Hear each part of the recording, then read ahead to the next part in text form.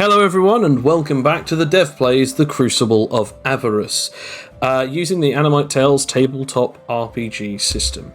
Last week we had a very weird sort of session as the half of the group decided that they were going to follow on and find some of these legendary weapons which were informed by one of the players' family members, a list of legendary items that may help them in an oncoming war with a holy city known as Matrata, filled with rather powerful, zealous religious groups that are also quite racist against a specific species known as the Huskonians. In this time, Anarche, because he has been the header of this war, went off alongside with Ferb to find out if he could rally anyone to his side, successfully rallying at least three, I'm going to say faction heads, the two emperors and from the land of the Sunken Moon, and then it's Mrazak, which is one of the leaders of a sort of more a big fighting gang who are sort of informed Anarche that they were sick of the way in which the Matratans and their ways sort of oppressed the Huskonian people, so that they said that they were on board. However, it was not long before that the legendary weapon hunting went awry, as they eventually found a girl who was sitting at the top of a mountain staring at a very powerful hammer axe. They were informed by the girl's father not to touch the axe. Aldous tried to manipulate the axe, and the axe fought back, firing off some strange black lightning straight through his chest. Aldous fell to the ground and unable to heal himself as he went unconscious straight away. Anarche was called by Felix. Ferb and Aldous are now in the pocket dimension. However, after a hefty battle, Anarche was informed and then clasped hold of the axe and claimed it as his own.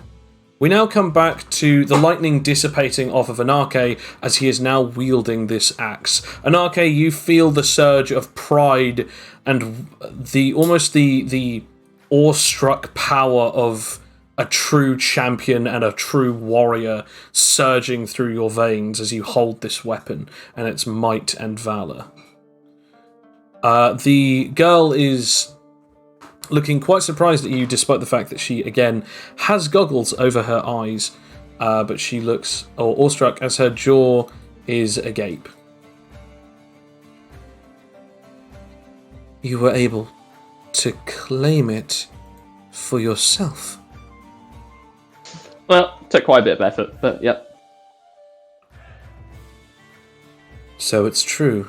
Not just anyone can wield it, but at the very least, it's not only people with my ability.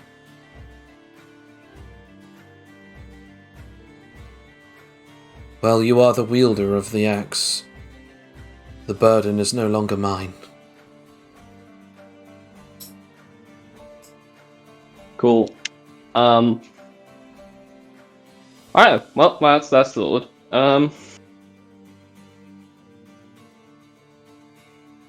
So, are we sorting out Aldous? What are we doing now? Well, Aldous is in your pocket dimension, so they'll be fine until we take them out. We do still need to find the Havoc gauntlets. Right. You're looking for the weapons that were supposedly placed here about 5 years ago? Correct. I know where you're talking about. Not many things gets past my eyes. I can tell you where they went and how to get hold of them. That would be very kind of you. No. It is just purely from a transactional point. After all, you proved to me that you had someone on your side that was worthy of this axe. The least I can do is at least grant you help in your endeavour, especially since one of your friends were injured in this cause. Fair enough. She then goes on to explain that down the mountain there's a certain pathway that leads throughout this that leads throughout this winding road, but there is a large boulder of some sort that is covering a place. Only those with super strength or some other way of manipulating this large boulder would be able to move it away so that they could enter this cave. She says that it's down a certain way. She doesn't really know the exact measurement, but based on what you can gather, it can't be that much further from where you guys are. So it's about maybe 2-3 kilometers at best.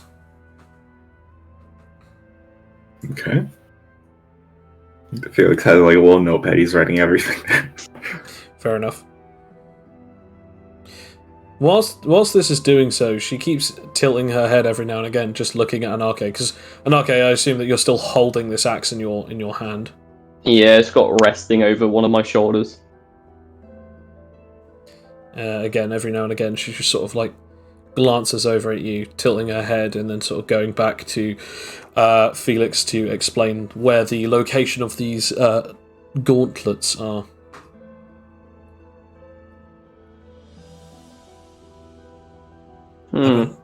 I believe that's all I can help you with. Those are the directions, and perhaps you should be able to find your way there. Thank you. This will be quite useful. And thank you. I hope you and your father have a wonderful evening. She then goes back to sitting on the top of like the mound that she originally sat on, looking off this time into the distance of the storms. Well, shall we get going? I guess so. We've got quite the walk ahead of us. Or quite the jump. You know that's how avalanches start, right? Didn't last time, you know. Everything's fine. We can just roll an intelligence check. Felix. Flat intelligence, cool. So that's a flat D20. 9. I mean, you're right. It didn't happen last time, so that it can't happen again. There's no way that it would happen again if it didn't happen the first time. Anarche, you could since you can fly, you can lessen the fall. I don't think that's the issue here. You know how physics works, right? It's fine.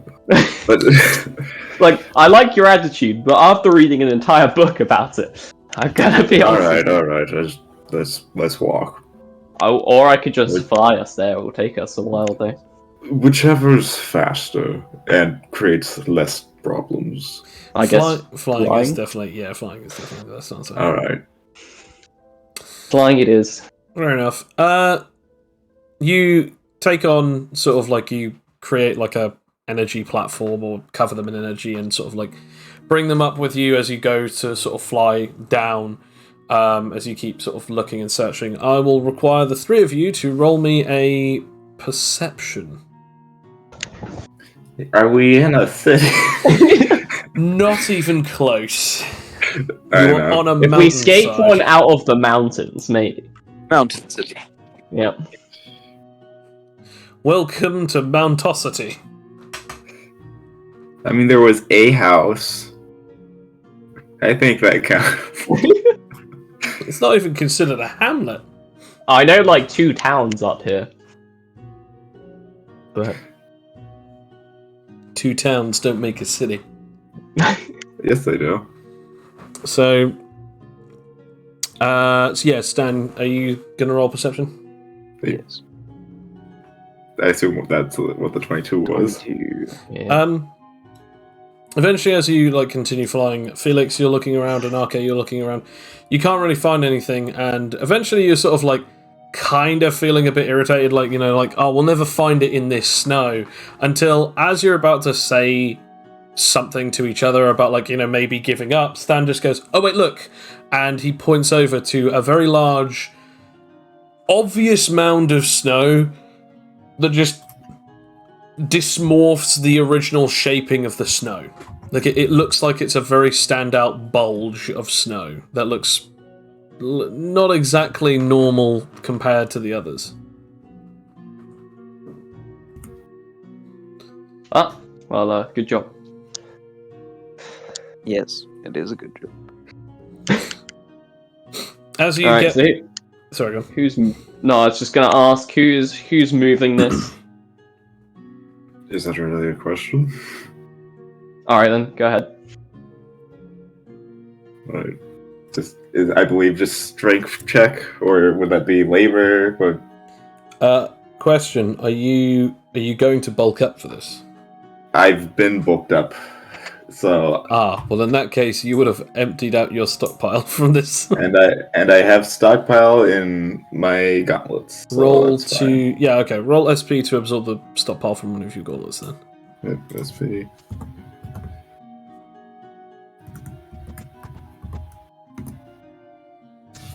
nice. 26. And then you don't need to roll to activate your transformation, but you just go into Felix Fatigue, sort of just bonus transformation mode. Roll labor. Yep.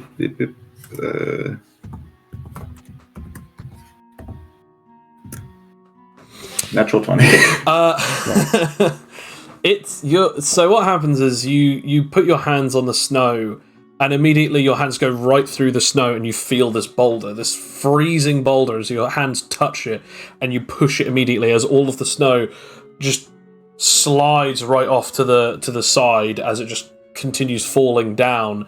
As you push the rock very easily with bare minimum effort until it reveals an open cave.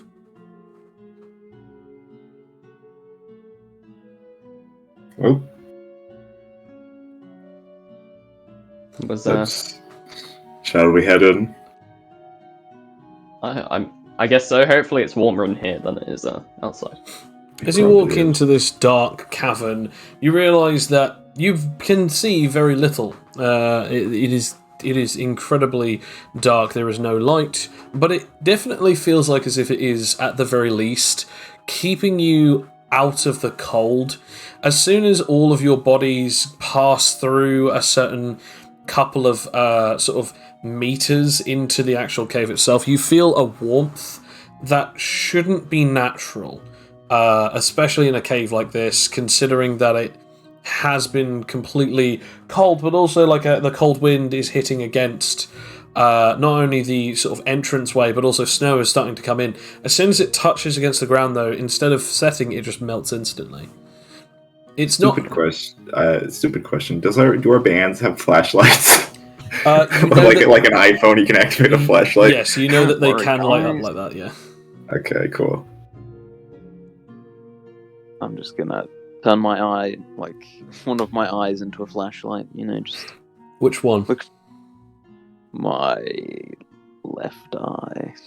Okay, roll for it.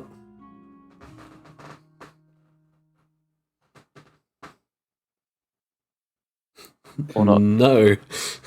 So yeah, we're gonna use our bands as flashlights. Wait, hear me out. I feel like I should roll for something.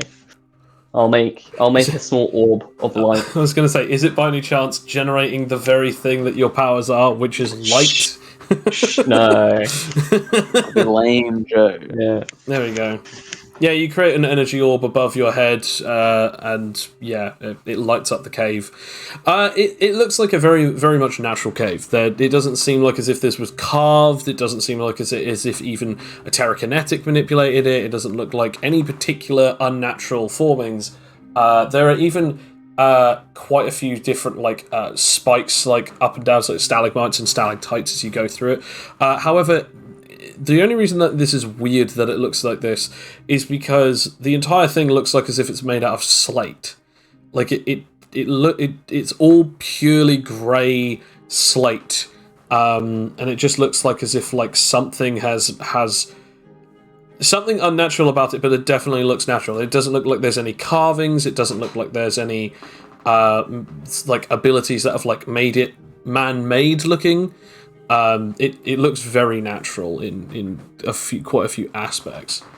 As you continue to go through, you eventually get to what seems to be a room that, as soon as you sort of like walk in, suddenly you feel the energy ball in your hand fly away and suddenly slam at the top of this sort of sconce, this torch, as it then brightens up the room, and you see that it's like being just sort of like a sconce that has been sort of clamped into the actual rock face. As it lights up, there is a coffin on this sconce, so underneath the sconce, and in the center of this now open room, where there are 5 other sconces, you see that there is a pedestal and 2 beautiful-looking knuckle dusters in the center of this room.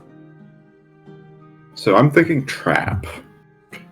I mean, yeah, it just took my energy out of my hand. Quite rude. Do we want to just try and portal the gauntlets into like your pocket dimension and then leave? I mean, we could. Or we could try and be smart people. Should we search for traps? Well, I was also thinking, do you know anything about the effects of these gauntlets? Like what they're meant to actually do? I don't think Felix was told anything about them other than, them being gauntlets. Yeah, he wasn't necessarily told anything too much about them, no. Your siblings did not give me that information. Alright, well, Stan, unless you've got any ideas, I think we'll try the portal idea. Yeah, go ahead. Alright, we'll attempt to use phasing light to essentially portal beneath them, and then portal them into my hands. Okay.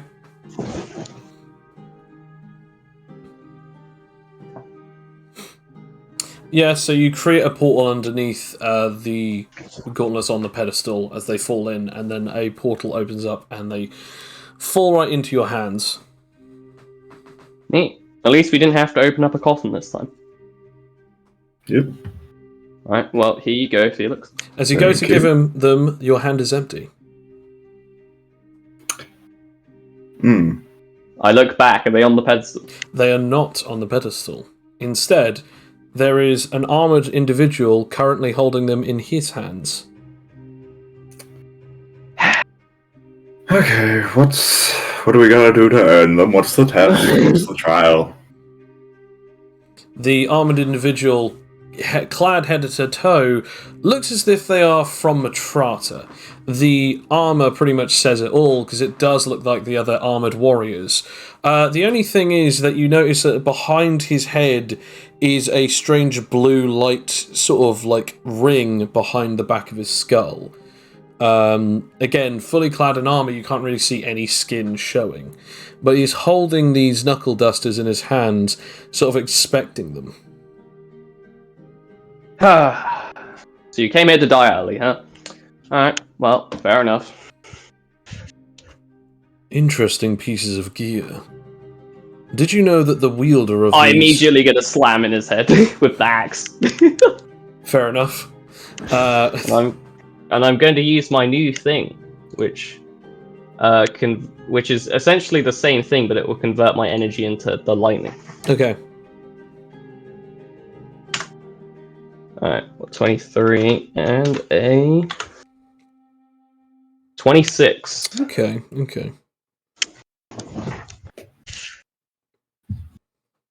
Now just rolling.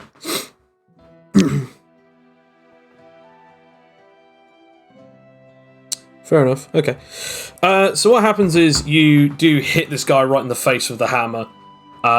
Roll damage. Oh. Okay. Also, Joe, black lightning. Okay. I think this means that it will convert your damage, if I'm correct. It converts your lightning into... Okay, right.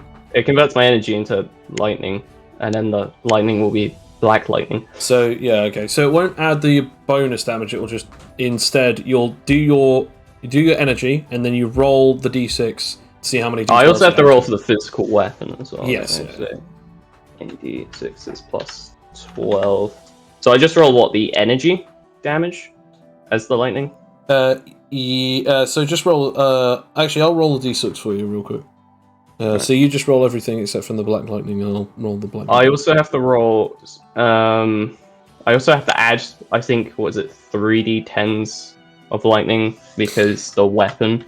So it's just a single d12 because the additional d12s they're being converted into the black lightning. Right. Okay. So it's a d12. Okay, so 2 d12s is added to this. I'll let you add those 2 d12s, by the way. Okay. So it would be 3d12s. The only reason I've rolled it on dice rolls is just so that then you can see what you're. This is going to be very minimal damage. I think I've added everything. I don't know. This is a new weapon, guys.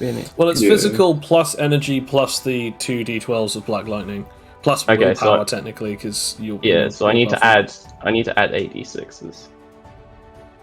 It's just you're not adding the additional d12s from the original lightning because it's black lightning is random. Yeah. Okay.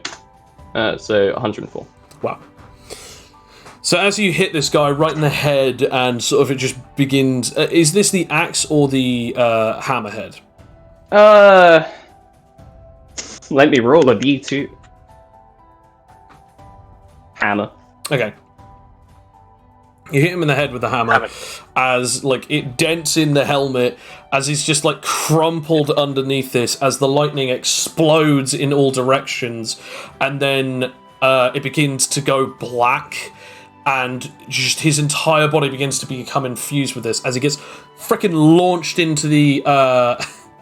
It is right into this object at the back, the coffin, and the 2 knuckle dusters just go flying off into either directions. One touches the ground, and a massive explosion of lightning hits. Another one touches a wall, and the wall basically like heats up, like as if it's about to melt, as it then falls to the ground, and then it begins to create like a small amount of ice on the ground when it touches it. As this individual is just crushed inside of this hole, just there. Well, Felix, you might as well go and grab them. I'll go and finish this guy off as I'm going to start walking towards him. Right, well, Felix will rush towards and pick up the gauntlets. Obviously, they're at opposite sides of the room, but... Which one are you going for? With the one that hit the wall first, or the one that hit the floor first? I'll do the one that hit the floor first. Okay. So you sort of Ian, okay, don't disintegrate him. Do you need me to roll, like, move speed? No, not yet. So, Right. as you begin sort of running over, you notice that the guy isn't there anymore, and suddenly the gauntlets are not there either. The knuckle dusters aren't there either. As Can you I then sense him? You sense him behind you at the he's sort of just behind Stan.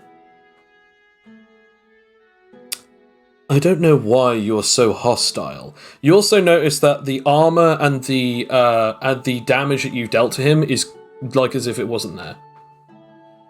So you're a time manipulator, huh? Alright. That's quite an interesting observation that you have there. Although, I wouldn't be undercutting your abilities too much. I've never seen a power like that before, but even more so, you were able to damn near kill me. I was lucky that I was only just conscious enough to get out of that situation. Who exactly are you?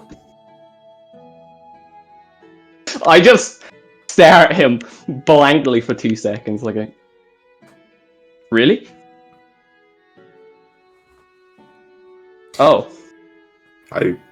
I have out of game. I have a feeling this guy isn't fully associated with Eden. I think he's just a part of a test. You're from Matrata, clearly.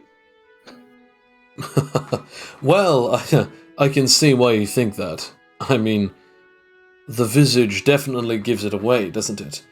Although I mean- guess you could say, it's good to see you all, boys.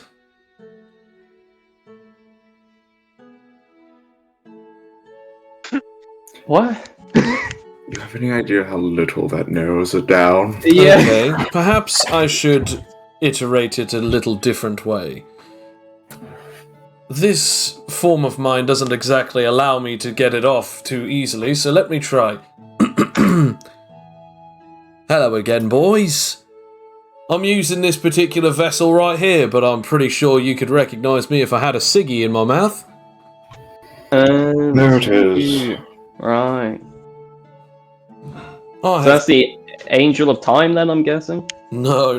This isn't an Angel of Time. This is the Seraphim of Time, a council member of one of the greatest powers anyone has ever seen, Matrata. And of I course... don't think I know you. Now, you must be Stan, the tank god, or the tech god, as they've been calling you.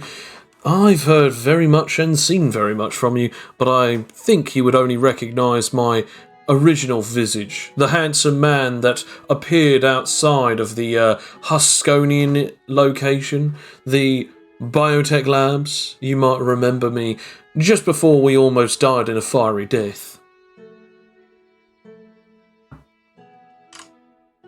So why are you here? Well, ain't it obvious? I'm here because I needed to pick up a few bits and bobs. And these particular lovelies, as he then holds up the items, are my ticket to the big steps. Now, obviously, you did just slam me into the corpse there anyway, as he points back over behind Anarche, which, I mean, technically I could still use that to my, particular affinities, but I have other things that I need to do, especially with his lovely gauntlets. Oh, I think it's funny you think this corpse is getting away. I think it's funny that you thought that he hasn't already.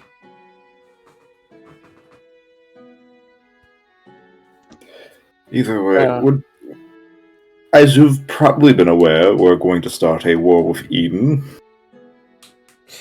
Oh, I know. You've definitely screwed some things up. I mean, personally, if I were a little bit more caring and considerate, I would have said that I would have helped you out. But, I mean, I don't want to. Also, you and I are mortal enemies. Although it doesn't exactly bode well. Mortal? I think that's being a bit too generous for you. Well, let me put it this way. I don't exactly like you, and killing you would actually be a lot more easier for me now. Especially considering 3 of you have abilities that I might be able to do away with. Although Aldous is a bit, I don't know, simple for my taste. Although you do recently have a new one, don't you? What is his name? Chain Gun Man or Gunhead? I can't ever remember. It's Chain Gun Man. Yeah. Interesting. But anyway, I thought that I'd take the liberty of giving you an interesting taste. You see, I knew that you were coming after this, considering once this lovely little seal was opened, I was able to sense it from where I am. Now, I will say, I'm willing to give you these. After all, I'm not a big fan of Matrata either, and they're not too fans of me. So, let's make things interesting, shall we? I'm going to test out this vessel's new powers, and you are going to show me how well you can fight. And then after I've gotten all the data I need, I'll let you have whatever's left. Cool, okay. I cross my fingers and point at him, and I activate my overdrive. Okay. roll for it, damn. No. It's too powerful. You can bear to deal with it. Alright. I didn't think Got a you had to... natural one. I didn't think you had to roll for anything. Do I have to roll for it? No, I don't know. you have to roll a d4, that's about it. Oh, okay. Then in that case, then ignore that. I will delete that roll.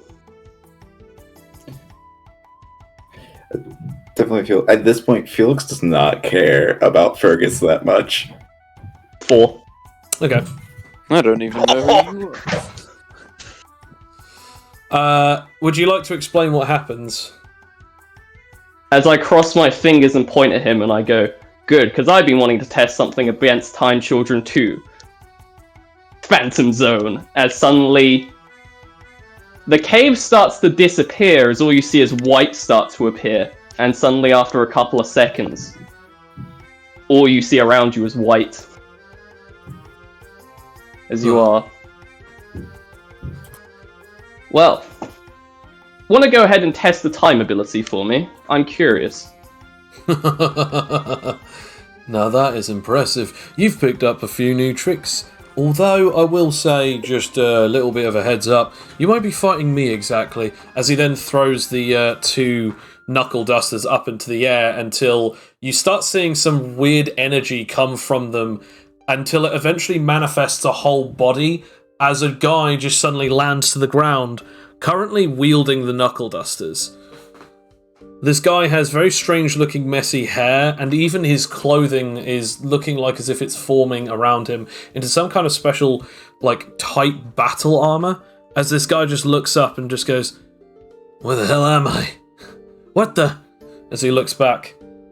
"Oh, I've brought you back, kind sir. I heard that you perished, but I'm afraid I'm going to have to ask you to help me. These ruffians seem to want to kill me, so how about this? You do me a solid, and then we're completely even." "Well, I know a shade away from a fight anyway." Good eye. Alright, let's go then. Okay, roll move speed, all three of you. Okay.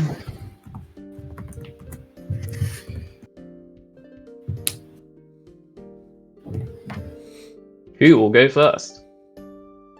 Oh. Okie dokie then.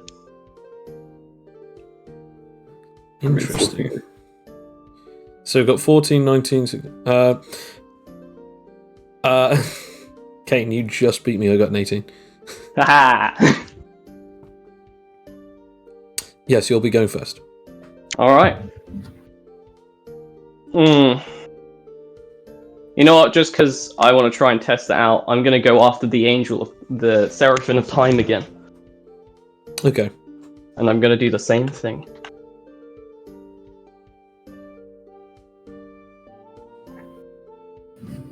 Interesting. So beat a 33. Okay. I do not. Okay. Okay. Well, I'll just go and copy my damage. Oh, I guess I'll do Black Lightning again. So do you want to roll the thing again? Yeah, I can do that.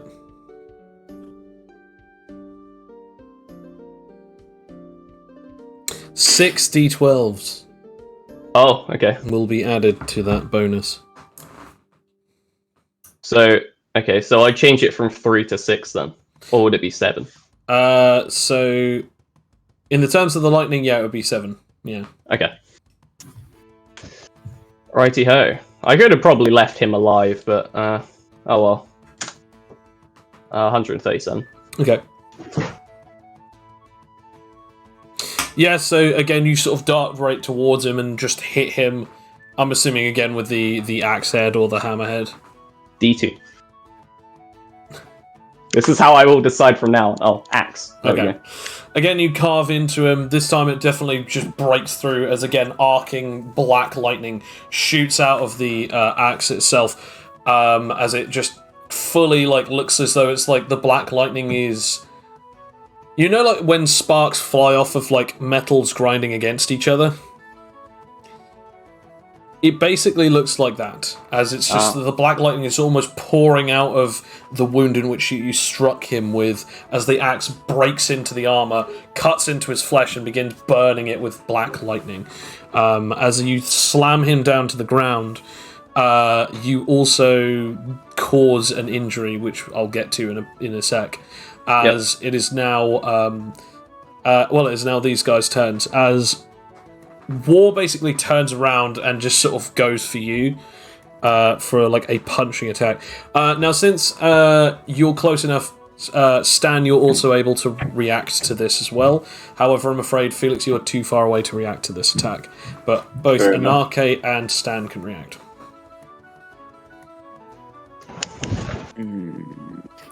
I can't throw a rock at him as a reaction. There are no rocks There are. anymore. I mean, you're not currently holding a rock, so no. That's fair. I'm kind of just tempted to let him punch me, to be fair. I'll try and blast him in the nuts with my rumble rock.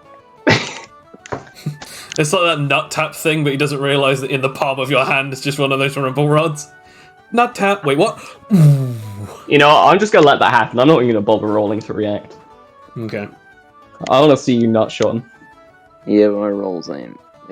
You got this. Maybe. No, just by only a couple points. Oh, well, I'm getting hit in the That's face. even worse. As he strikes you right in the face, Anarche, he deals. Oh, Uh, horrible. So trash. No, is he using willpower? he is not, but the Okay. knuckle dusters are mineral. Ah, so they half it to a quarter, and it's only plus -4 So instead. it's -4, and then it takes only a quarter off of the maximum damage. Yep. By the way, Joe, do you need me to roll willpower for my transformation just to see what it's at, or? I mean, you can do so, just so that you know. Yeah. It's worth doing. Bad. It's bad. 9. So 9. Oh no. You know, why don't we just forget about that roll? No, hang on, hold up. Okay.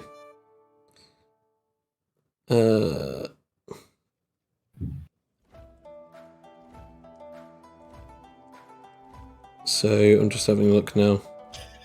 God.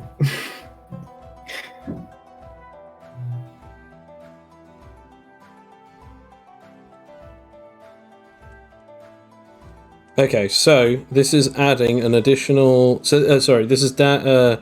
Yeah, so I'm just having a look.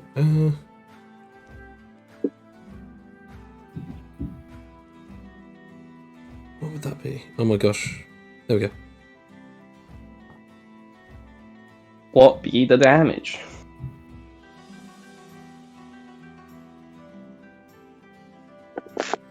Okay, there we go. So I was just looking for it. It's all good. Oh, hey, Joe, you'll probably have to let us know if you get any natural twos, since we won't be able to see your rolls. I haven't got any 2 berries just yet. Okay, so minus that. Anytime you get a 2, just post the 2 berries emote in Yeah. Berries. Yeah. Dice rules. Okay. Which one?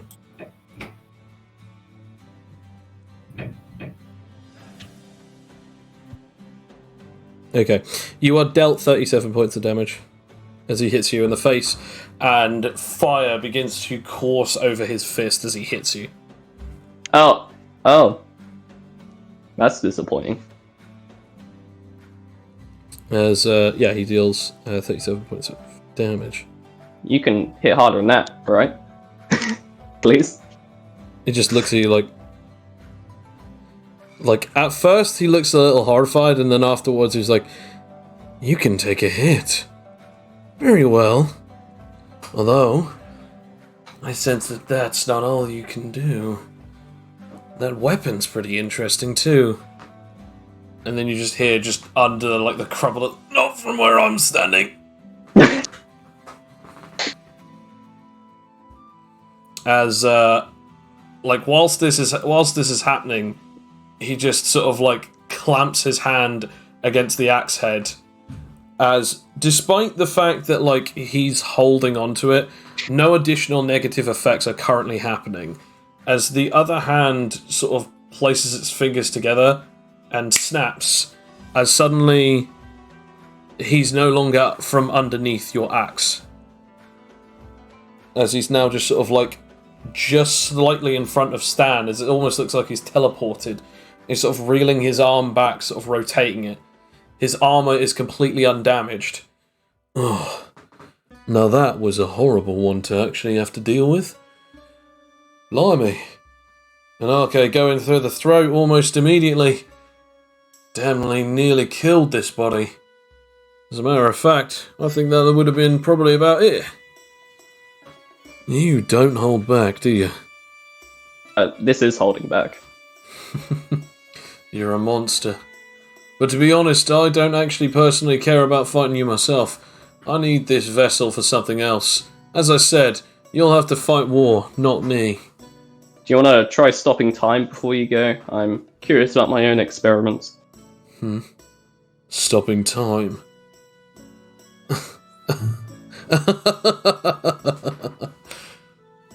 You've figured out an ability that allows the power of passage of time to stop. Well, I'll indulge you. God damn, that actually does work. As he just lowers his arms. Well, thank you for letting me know. That will be crucial information. War just looks back. Huh? What happened? He tried to stop time and, well, he can't do it as long as he's in here. I think I see what you've done. Normally, it's only if another individual is touching them. But you've either created a dimensional shift, or you've infused this entire energy barrier with something special. And okay, are you stretching your very soul whilst you activate this power? Maybe. I've got to give you credit. I didn't think you'd do something like this before. Now that I'm seeing it, I still can't believe it. As it is now, Felix's turn. Is it? It's I feel like I. No, Stan's sorry. turn, yeah. It is Stan's turn next, sorry. I thought I saw Felix get the higher one. I apologise. This dude is standing in front of me, but the other guy is just kind of sitting there, not doing anything, right?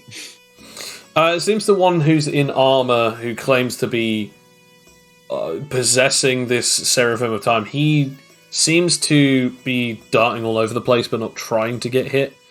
But the other one who's got the knuckle dusters, he seems to have been summoned for the sole purpose of fighting you guys. I mean, okay, I guess.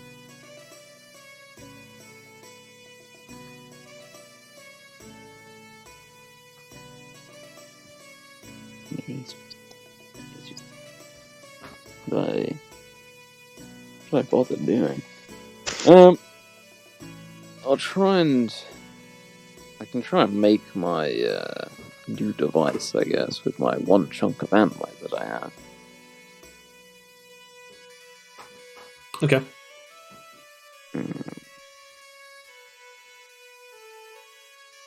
Nope. No. You have one action left. Okay. Yeah, these rolls are really bad.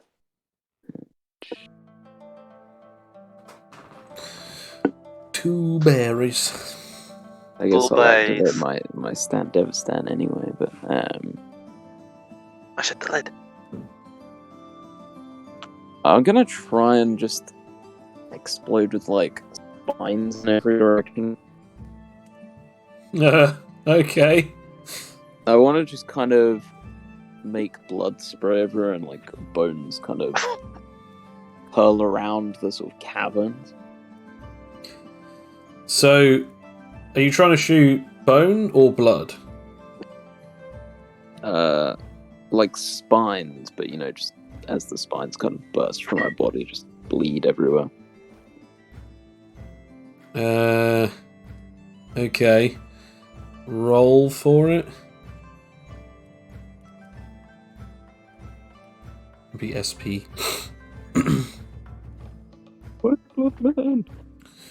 So, these spines sort of erupt from your flesh as they do sort of shoot out. They're just in random directions. Yeah. So I'm gonna have to ask everyone to attempt some kind of reaction against this. Oh, well, considering the roll, I'll try and use phasing light to redirect the ones coming at me to try and pierce 1D. Yes. other people. Okay.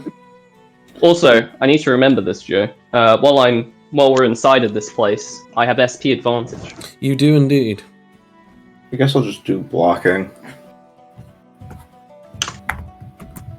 It still doesn't beat your thing though, so I get a What's the stab. one time? Yep. Gotta get all the We're bad all rolls getting out of the way. stabbed. I'm kidding you not. One of them only got a 27, the other one got a 33. So you sort of go create these spines and they sort of shoot out. It pierces into and it hits. So I'm going to ask you to roll your, I guess it would be biomass, like healing rolls for damage. Now, obviously, I guess technically your nanomites would be added to this, but not the tech part, just the blood transfusion part.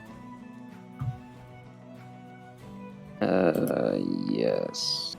Yeah, because I wrote down that they enhanced that. Yeah. So it would just be your healing. Basically, it's just your healing doubled, basically. No. That's only. I'm pretty sure that's only 8. Okay. Have you got? So do you? Okay. So you do. Oh yeah, you do 4d6s on your own anyway. Okay. Okay. So Felix, you're okay. Like these stab nothing. They hit you and fall to the ground. Like I also want to mention, like, I'm assuming it's a stabbing or it's a slashing damage. It is stabbing. I mean, it's stabbing. If it was slashing, my coat also gives me plus 10 resistance.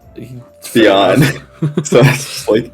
Okay, so it stabs into your coat. In your coat, no. And they just then fall to the ground. Anarche, they do hit you. So they immediately go down to 28 damage, and then they get half, which then puts it down to 14. No. So Not that Anarche, damage. you take 14 points of damage from these. There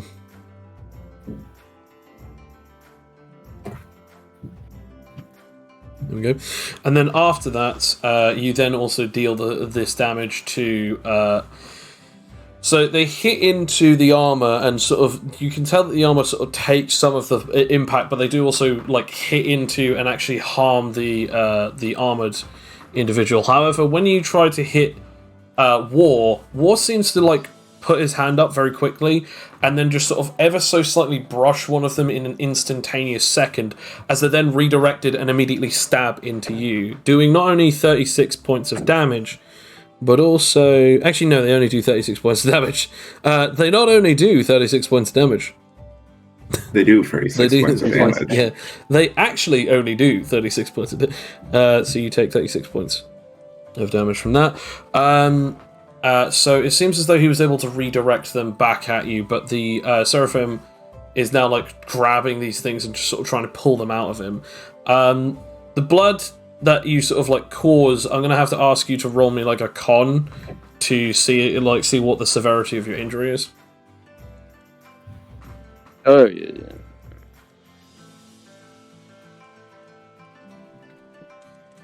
Oh wait, is it just con or like blood? Yeah. So as you do this, you sort of like they sort of burst out and blood begins to sort of gush all over you. In this point, it doesn't cover, due to the redirection, it doesn't cover or touch War. However, the blood does get to Felix, and it does get onto Anarche as well as the Seraphim. I have a stupid question that is not at all helpful to the party.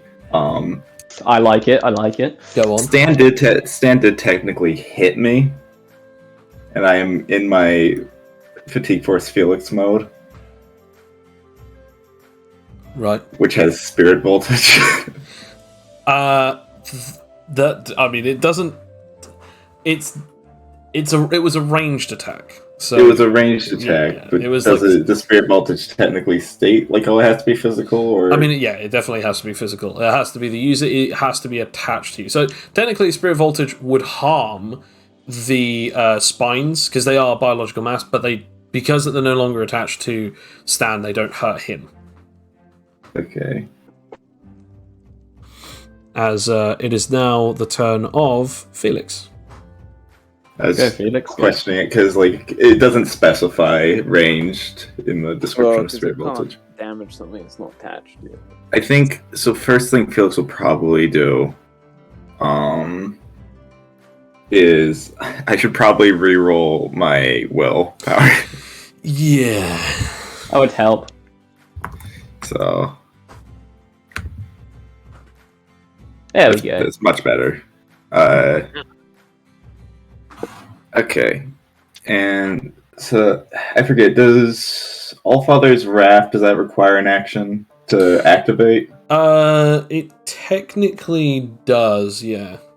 It's a stacking effect, isn't it? Because you activate it and then you hit something. Yes. However, technically, your Fatigue Force Felix ability is actually a bonus action, so you haven't used up either of your 2 actions yet. So you can cool. activate that in your first action and then go for an actual attack. Yeah, okay, so I will activate Allfather's Wrath, and then I will go in for a Sonic Strike combo. Okay. Or I guess, would it matter? I think regular combo for now. Are you trying? Who are you trying to hit? Are you trying to hit? War. Okay, you're trying to hit War. Okay. Poor War man. He's So... Brought back just to be murdered again. So that's pretty low to hit roll. Gotta find you in my DM so I can, I think he still has his bounty. So, I mean, if anyone doesn't know, he's technically dead, I guess. I mean, again, you all have bands, so I mean, people are definitely going to see this. So Joe, does 21 hit? Without a doubt, my dude, I got a natural 1. Oh, okay, cool.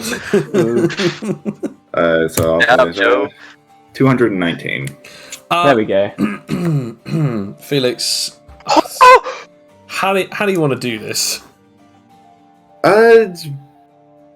I think Felix runs up, jumps up. I don't know how tall War is. He's definitely but- not taller than you. Let's put it that way. He's not taller? Okay, No. well, I don't even need to jump up.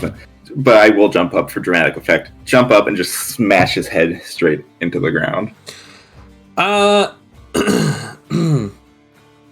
As you do so, you not only smash his head into the ground, but Anarche, you sense and also see this, the sheer force of his spirit is infused into his hand, and like a glowing fire of power as it slams into this guy's skull, hits him against the floor, and a massive pressure wave continues to beat him down until the actual ground beneath him cracks, and the cracks continue up until eventually they get halfway up the walls all around this place. As he does so, there is just a big splat from underneath him as War is just paced on the ground. Okay, so War is dead. Turns my gaze to the Seraphim of Time. I still have actions. You do indeed. As the Seraphim looks at you and goes, well, that was definitely interesting, but a deal's a deal. You can have them. The gauntlets are yours to do away with what you were. I guess these old legends ain't quite what they used to be. Do it. I will rush up without saying a word. Just rush up and I'm not done. do Sonic Strike combo. Okay. Roll strength. Yep. 27 to hit.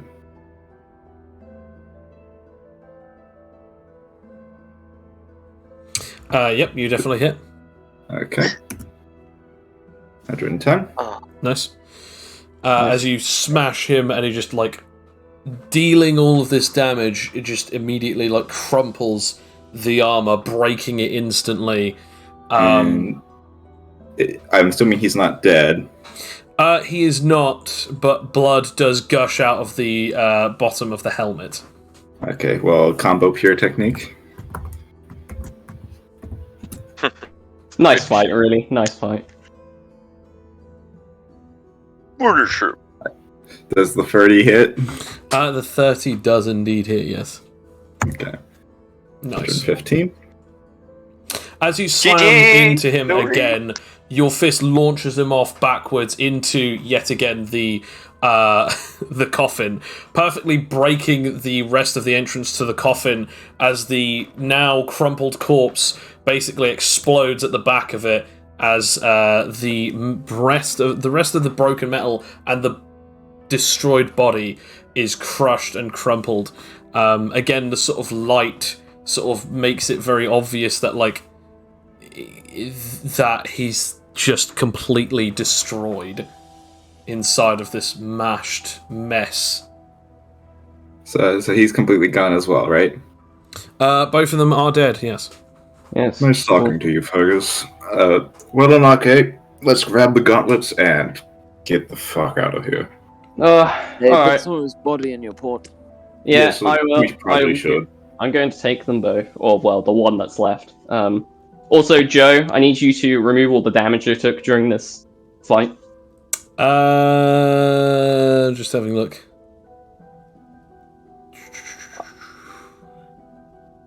Yep.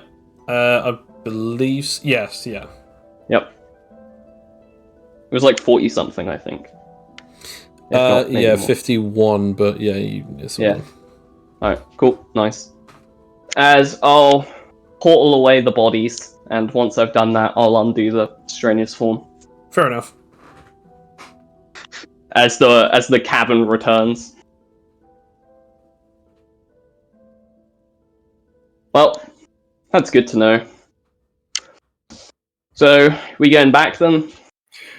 Yep, this is item number 1. I think it's the only item from this area. I believe so. Alright then, I guess we go back Fair enough. to the Cloud District. You open up a portal, all of you step through, and you Yes. arrive back on the island. Obviously, want to mention Felix does have the new gauntlets. It's before you say, "Oh, you leave them on the floor." I assume that you picked them up. So just to let you know, these are mineral knuckle dusters. Despite the fact that the guy who you were fighting was a slightly smaller frame than you, when you go to put them on, they reshape themselves to fit your hands. These are, without a doubt, you know what mineral is. Mineral is an practically unbreakable material, and when you put these on, you do feel like a sense of further power within them. You're not entirely sure exactly what they do yet, but all you can tell is that they're definitely more powerful, or at the very least, more durable than your previous knuckle dusters, which, by the way, are quite badly bent and damaged. Yeah, I assume these new ones don't allow me to have extra stockpile. They do not store your stockpile. No, they don't. No. Yeah, but that's completely fair. However, your other knuckle dusters are easily able to be placed into your pockets.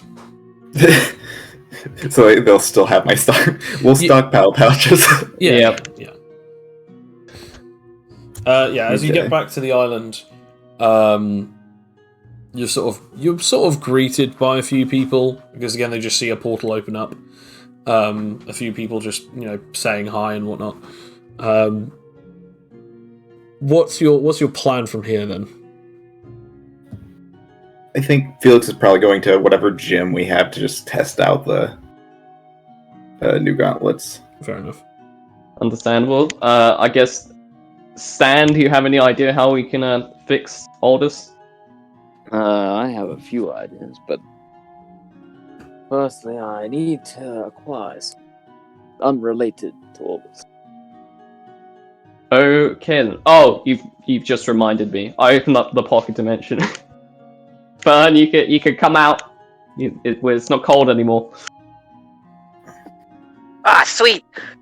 I just got to a save point. Ah, nice. What game you playing? Ah, Doom! Nice. That's a good one. It's actually given me a few ideas that maybe I can use my abilities with. Ooh. This stream was not sponsored by Doom. Uh, Oh, sorry. It's mood. I got Yeah. the crimp backwards. Oh yes, As- mood. Felix's favorite game. As you sort The of farming version of Doom. as you go off to the gym, Felix, or the dojo, as it were. Yeah, the thing that sort of weighs heavy on the rest of the party is Aldous. Being the fact that he was in critical condition when you last left him, it is obvious and imperative that he needs to be healed in some way, shape, or form very soon, as he will not be able to leave the pocket dimension without healing.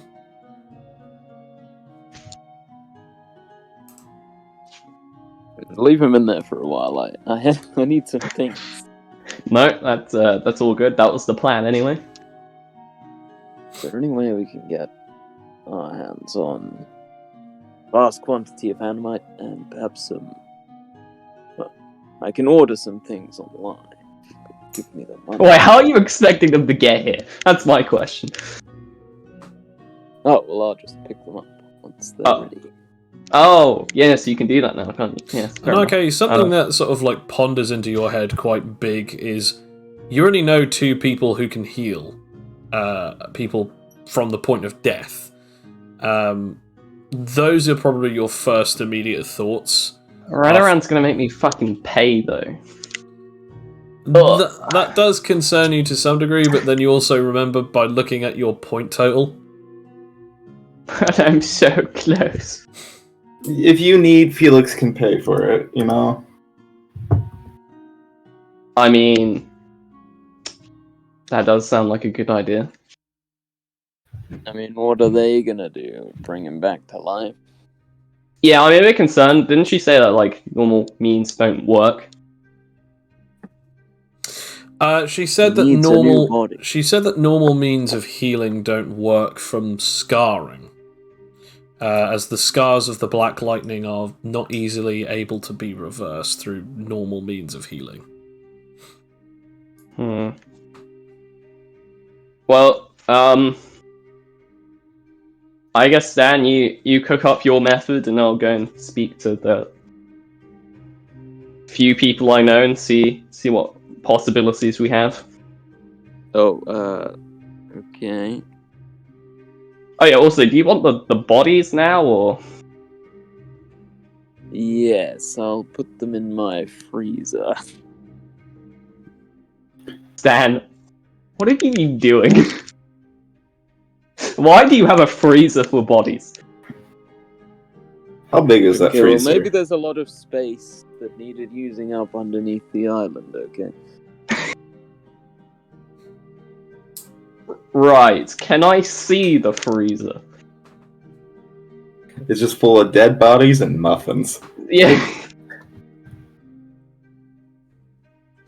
You know, You just mean not just see the as freezer? just as the co-owner of this island, I'd like to know what you're doing under the island. Or in the island, I guess.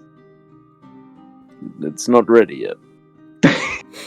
Oh, are you gonna do like a presentation or something? Yes. Right, okay. Well, once I'm done, I'll come back and give you the bodies, alright? Yeah, that's fine. Alright. I guess I'll go and find Birdman. Fair enough. You go searching for a while. It takes you about like half an hour. You keep asking around until eventually you actually see Redoran's on his own, sort of just watching some of the fights in one of the stands. Ah, hello there. He turns around. Ah, Nake! It's been some time. And you have definitely gotten stronger since we last met. But I have to say, your brothers are quite the showboats. I mean, it runs in the family, really. That it is, although I'm not entirely sure how well I'd fare against them myself. Anyway, what's up? You seem to not be here for a chit-chat. Well, part of me came to see how you were doing. The other part is, Aldous is currently dying, and I may need someone to bring him back. He looks at you with a blank expression. Yeah, I know. Right. Okay. Well, he kind of got struck by like this weird black lightning stuff. So Black lightning. yes, Hmm. this thing can do it. So show the the weapon. So he got struck by your weapon. Well, it wasn't mine. He tried to manipulate it. It shot him, almost killed him, and then I took it. I feel like the more you explain it, the more I get confused, so why don't we just say, let's get Aldous and I will try and perform my treatment on him. Right. Okay. Let's probably do this somewhere a bit more private. Of course. Lead the way. Alright, to the house, I guess. You eventually get back to the house. Your house, I'm assuming. Does this smell like dead bodies? As far as I'm aware, they left a body in my bathtub. Well, you get back and the blood has sort of been... so originally there was a lot of carpet. The carpet is now gone. Oh. Motherfuckers took my carpet.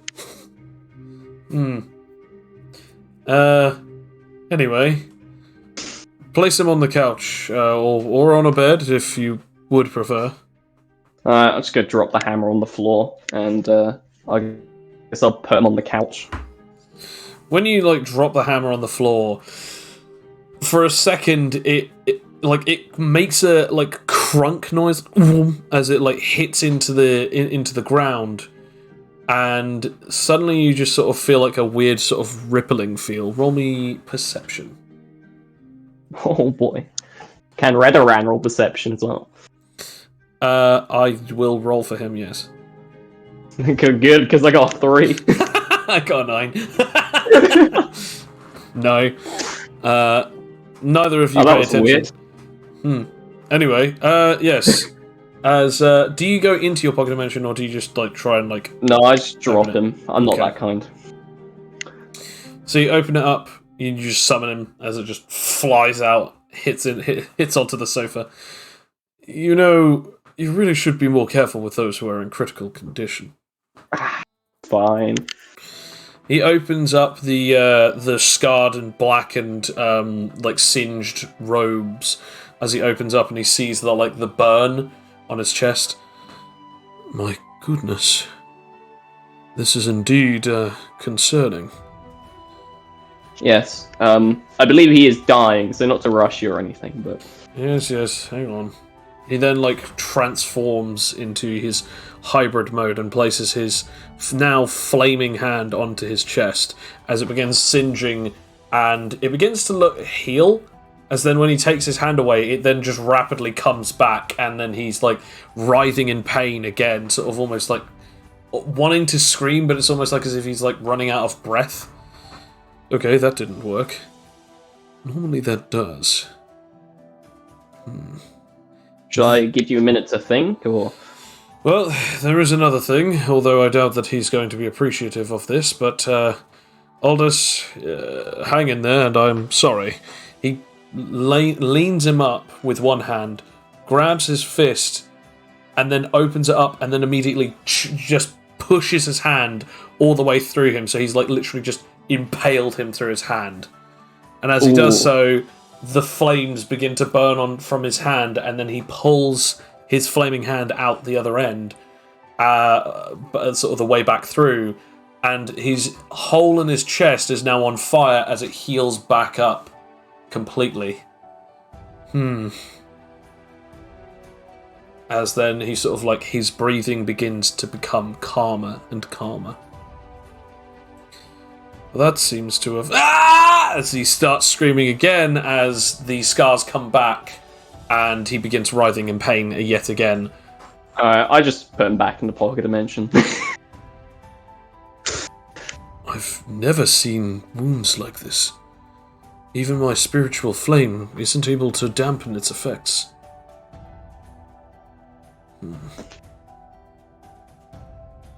You said this weapon was able to do it. Yes. I pick it up. Apparently, like, the weapon of Thor or something, I don't know, but it creates these weird black lightnings. They seem to leave a permanent effect. It is quite possible that this is an incurable situation. I've not ever heard of something like this happening. Especially not on this extent. I only know of a few people who are actually as competent healers as I am. There are only a couple of miracle workers of the same level of caliber that I have. I have heard of Matratan level individuals that have similar abilities to myself, but I'm not entirely sure. I mean, we're on great terms, so I'm sure that would work out. Yes, so that's immediately off the possibility. Yeah. There are a few possible ways in which that you could remove it, but I'm not entirely sure if it's linked with him psychically or if it's linked with him spiritually, meaning that no matter what he does, any body that he has will just have a similar effect. Well, Stan seems to have a few ideas, so I'll see what he's doing. I do think that I might have a way in which that I could potentially help him. Some way in which that the pain could be removed, and perhaps that he have it that it might be possible that he can still remain living, but the scars definitely will not go away. How risky is it? The risk is no further than anything we've already done before. But I would have to use up quite a powerful technique. It's possible that I might be able to link it to his own life force, but there is another possibility that I could instead sacrifice something of equal value to a human life. Do you know anyone who might have an ability of immortality, or even an incredibly destructively powerful healing ability? I don't think Stan's immortal. Have you met or fought anyone of the last few days, perhaps? I mean, there's the, what's his name? Like, the personal champion to the Empress. You mean the Mineral Samurai, the first pillar? Yeah, I'm pretty sure he's immortal. Wait, that's what? his ability. Yeah, he has a superpower. Well, that's great. If you could perhaps ask him to perhaps give enough blood, we might be able to use it to our advantage.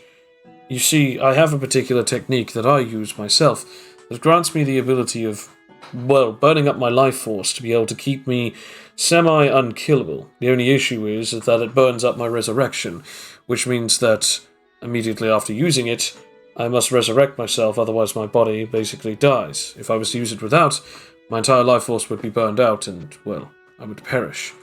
But if we were to perhaps use it in a similar way, perhaps I could heal it from killing him, but instead create some kind of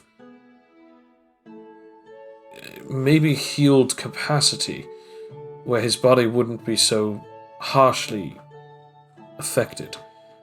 It would still be a permanent scar, and it would still be connected to him, but at the very least it wouldn't be fatal any longer.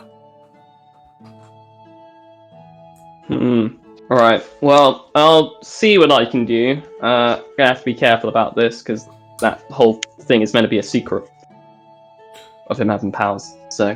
Well, I won't tell a soul, especially if it means that I can save someone.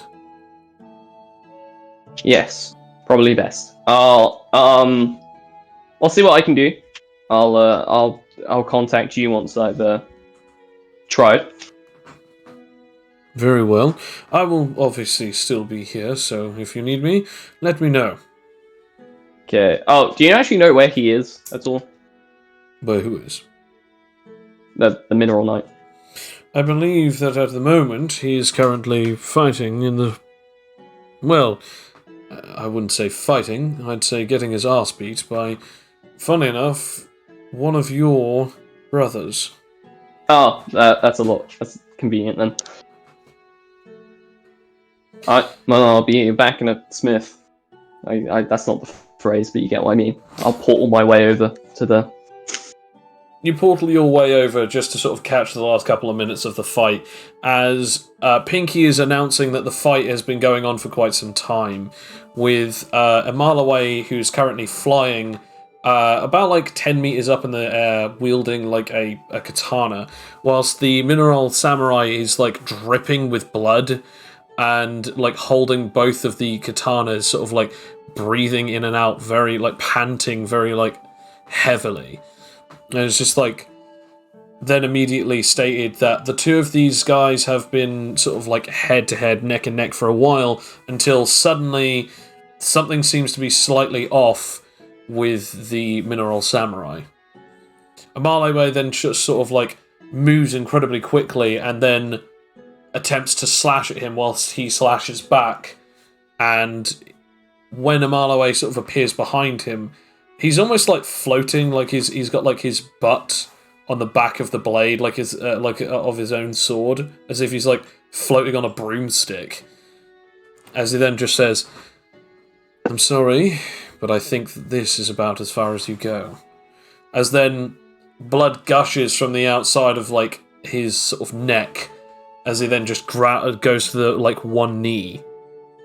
He then tries to turn around and get Amalewe, but he then sort of like pulls his sword up and blocks the attack, and immediately sort of like twists around in a certain way in which that the arm then immediately is sliced off. Amalewe then hits to the ground and immediately then finishes off the head by then slicing it off. After a couple of minutes, it is then called that Amalewe wins. The mineral samurai is then taken out of the arena, and it is then stated that the entire battle between the humans and the Otherworld team has come to a close, with none of them losing. Oh, Anarche. It's, well, what? Has it been like 3 hours or something? Wow, you sound so enthusiastic to see me. That last guy was actually pretty tough, I'll give him that. Well, he could take a few hits, but nevertheless, immortality gets you nowhere if you don't know how to fight. Actually, that's not fair. You could actually fight pretty well, but suffocation is quite a difficult thing to deal with. I mean, yeah, that is quite true. So what can I do for you? Come on, you wouldn't have just come all this way to watch me fight. I mean, you weren't here for the last 3 matches. Well, I mean, I was kind of busy doing stuff, you know. Oh, how did finding the... He then notices that you're still holding the axe. I see. I don't believe that was any of the weapons on the lists. Oh, no, it wasn't. Well, efficiency is efficiency. So why are you here? Ah, yes, actually, I need to speak to the Mineral Knight. Oh. Yeah. Okay, well, take care. As you then Well, walk back off. Well, I'm glad your flights are doing well. Congratulations. Thank you, Anarche. You head on over to the Mineral Knight. He sort of Hello there, again. looks up at you. He then stands up properly. It's you. What is it that you want? Ah, yes. Can we talk in private for a second? It's quite important. Well, considering I don't have any more time left for battling, you may lead the way. I'll take him to like a corner out of the way or something. Okay.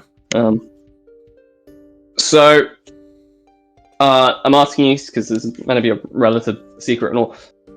So, alright if I borrow some of your blood? I need to bring Aldous back, and not even like of the likes of Suzaku can do it. So, he needs to like burn up his life force or something, the equivalent of someone's human life, to essentially make it work. But he'll die. So you're thinking using your blood would. Wait, he knows about my secret? Don't worry, he won't tell anyone. He promised. Nobody should know outside of the Empress. And you were able to figure it out. Yes, but knowing Redoran, I doubt he'll tell anyone. I mean, don't get me wrong, he's a choppy fellow, but I think he understands the importance of it. I think you're perfectly fine.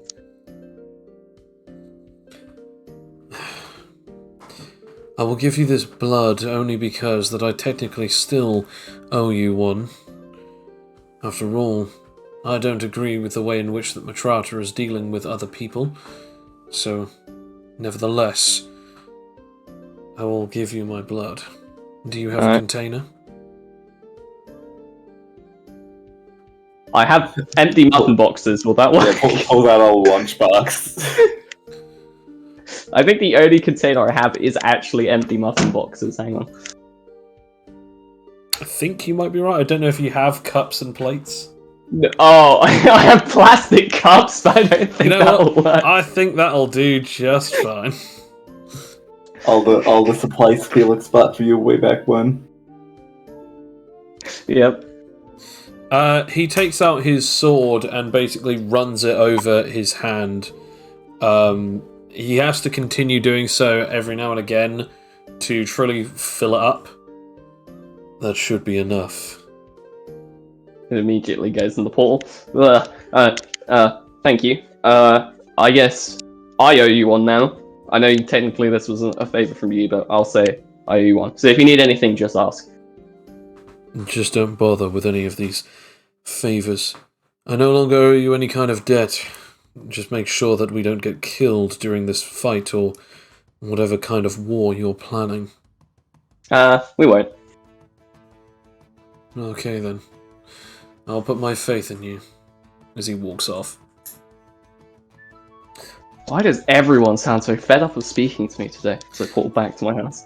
Felix, we now come back to you as you are sort of like in the sort of training arena as you've got just like this training dummy as a Terrakinetic is sort of building them out of like clay and rock, allowing people to sort of just go and punch them. Alright, God, let's see what you do. Let's start with old Righty. Are you doing this with powers or without powers? I'd say he's doing it with powers just to test the full limit. Okay. You'll probably have to use your other stockpile again. It's fine. So roll SP.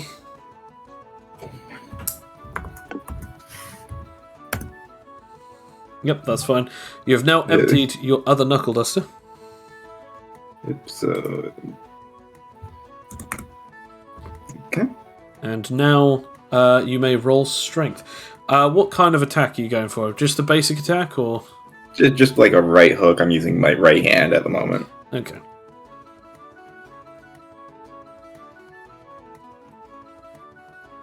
Okay. Okay, so what you're doing is you're adding, and this is the additional damage. So it's a normal attack, so it's obviously just the usual 5d10s plus 16.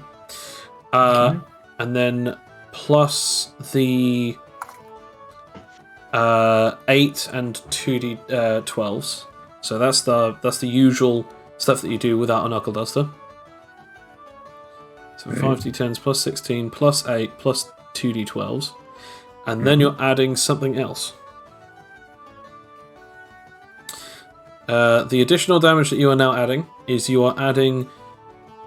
Just having a look at this. Is that right? Yeah, in a second. Okay. You are adding an additional... Where is that? Oh, okay, there we go. D10 plus D8 plus 8. Okay. Is that everything? Yep. You want fries with that? So that's 5d10s plus 16 plus 8 plus 2d12s plus a d10 plus a d8 plus 8. So as you hit this thing, you do break and shatter this whole rock dummy instantly. And you do feel like this thing didn't give at all. Like when you hit this, it felt even weaker behind your fist. The only thing is that you are noticing that there isn't as much power inside of it. But when you did hit it, you could have sworn that you saw like a flash of light as it sort of like reacted to when it hit against the rock. A flash of light happened as the explosive force of your strength went through the rest of the dummy. Okay. And so that was the right gauntlet. Does the left gauntlet do anything different if I go to hit like a different dummy? Do you wish to do the same but with the left gauntlet? Yeah. Okay. Roll for an attack. I'm going to say I assume that this is again a normal attack. Yeah. Okay. And you are again rolling the same. Okay. Just copy that. Paste that. 92. And again, as you hit it, but this time when you hit it, you swear that when you strike it, it almost creates an entire layer of ice around where you punched, and then it shatters again from the sheer force of your fist. When the chunks fall to the ground, you notice that some of them are thawing off as some steam is coming off of them as the ice is beginning to melt very quickly. Okay, so right hand fire or lava, some molten, left hand ice. Got it. The Terrakinetic makes a couple more dummies for you to fight if you wish. Could I try and do like Sonic Strike combo? Just do like one right hook and then like a left hook? Yeah, sure. So, roll for it.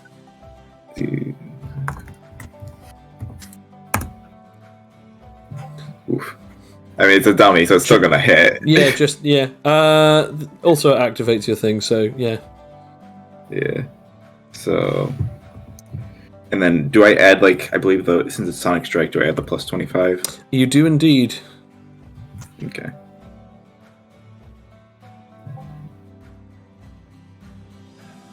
Okay.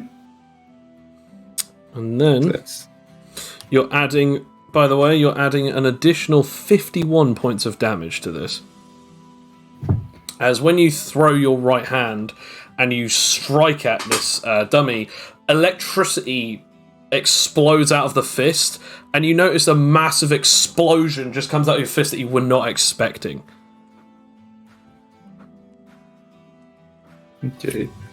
So you said plus 51, that would make it 174, I think? Indeed it would, yes. Nice. And then you go in with your left hand. Yep.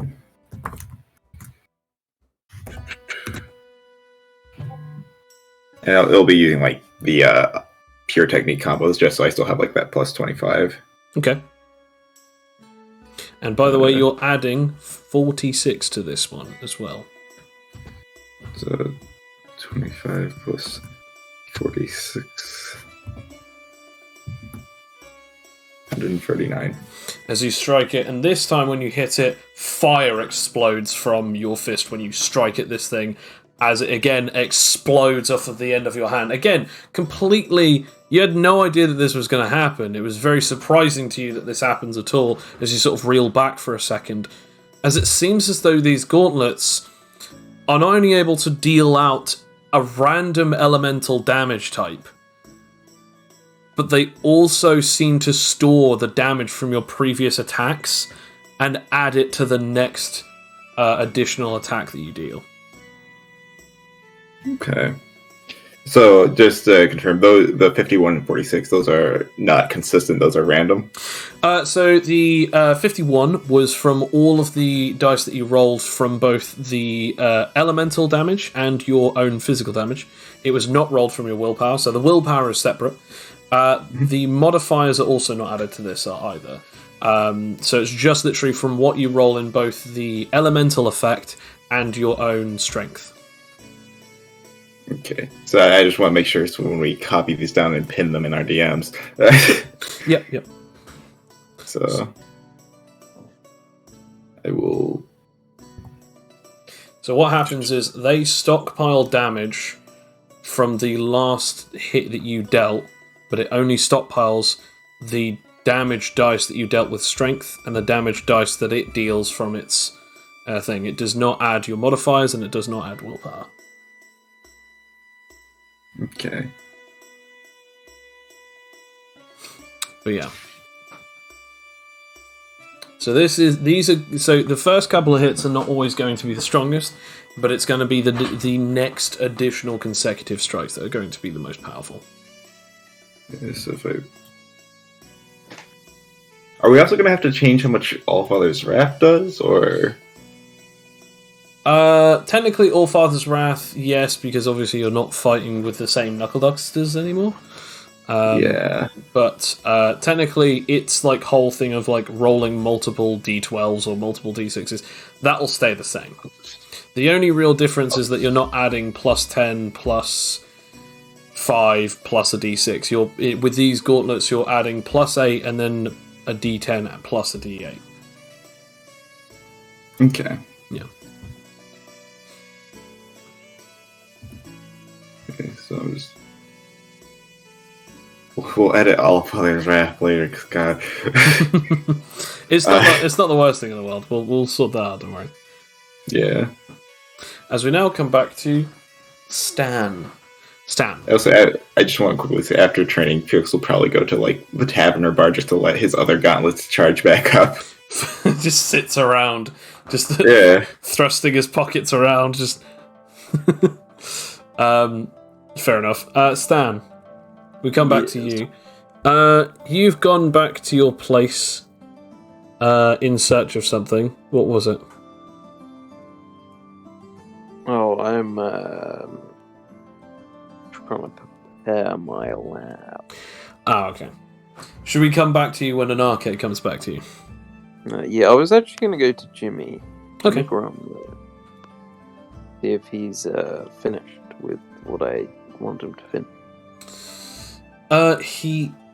He states that he is not, as technically you did only ask him yesterday. Okay, fair enough. In that case, I'm going to start doing something kind of like outside my lab. Okay. I'm gonna start creating, start trying to print out loads of metal. Just like, pretty much as dense as I can get. Like, I don't know if Buron or tungsten's, more dense and kind of heat resistant. But Okay. I guess roll me SP.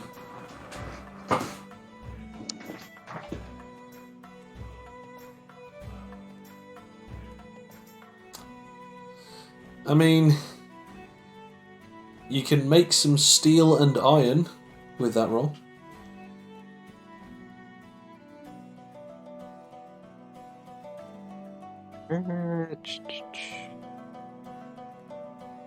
Then again, as long as it's there, it doesn't matter, because I can still just turn it into something else, because it's still part of my being at the moment. Yeah. So, yeah, as long as I'm making big pieces of metal outside, it doesn't really matter at the minute. Okay. Yeah, fair enough. You are doing that as we now come back to Anarche. You've gone back to Redoran and just informed him and sort of brought him back to your place. Redoran sort of like, explains the procedure by the fact that he needs the blood and then he'll need to attempt to try and perform an ability on it. And hopefully his regenerative abilities mixed with the regenerative factors of the blood should, in theory, react with the wound. Okie dokie. I'm going to find a different cup in my house that is not plastic first. Okay. Do I have any of those? You do have actual glasses, yes. Cool. Alright. I'll just transfer the blood over, because I'd prefer it not be seeping into my rug. Or my lack of rug now. Okay. You do so. Yep. Then I'll give him the cup of blood. He looks at you just very, like... He looks at you very questioningly, like, this is what we're doing with our day-to-day. Yep. He then says, okay, when you are ready, either go and get Aldous, or remove him from your pocket dimension. I drop him on the couch again. Okay.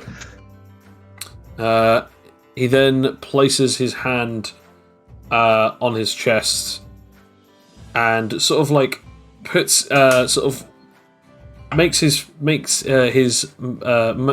like his his first finger and his thumb together sort of to make a circle as he pours the blood perfectly in that circle that he's made. As his hands then begin to set ablaze, or as his hand on Aldous' chest begins to set ablaze, as then you see the blood beginning to bubble. As he then takes out he takes out a finger from his other hand, and then pierces it into the center of the circle, which would then pierce directly into Aldous' chest. As you're beginning to see the bubbling blood begin to seep into this wound. As you then see the blood mix as the additional blood from Aldous then seeps out of his wound. He then says, okay, now the only question is, will this take? As both of his hands' fire begins to turn blue. As he keeps doing this, he then starts noticing that Aldous is twitching and writhing in pain a lot, as he seems to be biting his own lip, to the point of which it's actually drawing blood, as he's screaming louder and louder, as he goes, just a minute. There, as he then pulls his hands back, which are now covered in blood, as a massive blue flame bursts from his chest, as his screams begin louder and louder until eventually he just stops and just sort of goes limp as the flame keeps burning until eventually the flames die down and a warm glow begins to enter into his chest as the wound begins to seal up.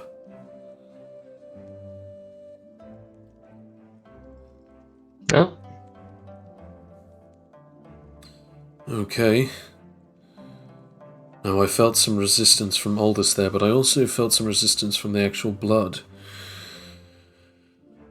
The only thing is that's either killed him, or he's sleeping. I slap him. How did I not see this coming?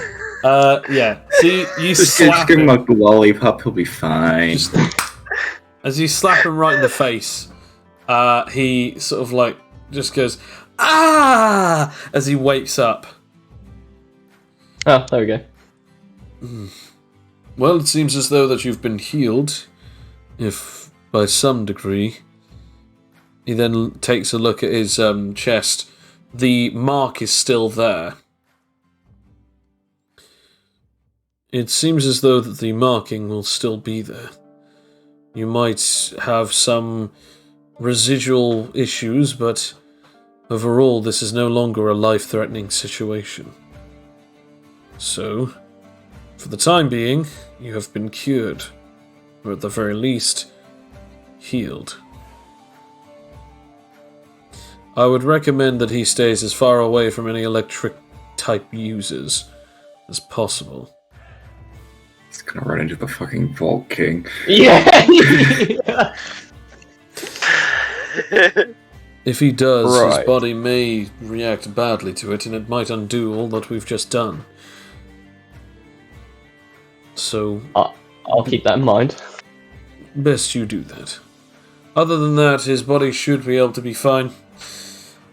Although that the scar won't heal, he will no longer have an issue, and he should be able to heal relatively normally in any and most other locations. But now, I'm a little tired. It did take a lot out of me just to get that ability working. Well, enjoy the rest of your day. I'll take Aldous back to his place of residence, and then perhaps he can get some rest. After all, I am a doctor. Chucks all this on the church floor. There you go. That's your home, isn't it? Home sweet home. He begins carrying Aldous. Well, I guess I'll go and find out what Stan's doing. Well, you get to Stan as he's just now made roll SP. Stan. Daniel. Aha. Nice. One large chunk of steel and one giant chunk of what seems to be a very, very strange looking silverish bluish tinted metal as he has made Buron.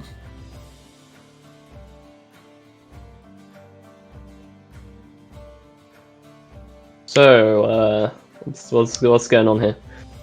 I need much more metal, and then we can combine it. A bigger. Oh, You're thinking more rod or sphere? I mean, spheres are pretty cool. Which one looks scarier coming from the sky? I mean, that's a good question, actually. Well, I mean, the only issue with rods is they can kind of look like penises. But then again, a giant orb is just a massive nutsack. So whilst this conversation is going on, we return to Ferb. Ferb, what exactly are you doing? Ferb is just going through all the shops, checking out to see what he can find. Maybe he'll come across a bakery. Maybe he'll come across a glassworking shop. Who knows? He's just walking with the wind. Since you're on this island, there's not very many glassworking shops, but there are a couple of things. There's a blacksmith, there is a tailor, there are a couple of different food locations. Sandwich shops. Couple of sandwich shops. He did get a recommendation from Stan for a good sandwich shop. He did indeed. He did indeed. I guess he'll check it out. You head there, you sort of order yourself a sandwich, you begin eating it. It's pretty good. I mean, it's definitely better than some of the stuff that you've had recently. You can see why it was recommended. You can notice that there's a few different people in this place that you recognise. As some of the fighters, some of them you recognise as just purely spectators, and others you obviously don't recognise. As you're sort of just like letting life sort of flow past your very eyes. You eventually come to an end with your sandwich and leave off, looking in search of other things. Maybe I'll go find where the boss is. You eventually go to his house, to no avail to find him. You remember something of him saying something about speaking to Stan, so you head that way. And you finally get into the conversation about whether or not rods or balls would be better from falling from the sky, to which the end of the conversation was rods sometimes could be misconstrued as phallic, whereas the others look a bit more testicular. Now, if you're asking me, I think spheres are way more scary. I'd agree, boss. It tends to have more surface area. Get more, damage done. True. Also, isn't it, like, theoretically... Well, isn't it most of the time impossible to make, like, a perfect sphere? Maybe for you. Maybe for a smith. Alright, well, now you have to do it. I need to see a perfect sphere in my life. Balls to the walls, excitement over there. Yep. So how you doing, Fern? I'm doing alright, boss. Just had a good sandwich. Cheers for the recommendations, Dan. That place is great. I know.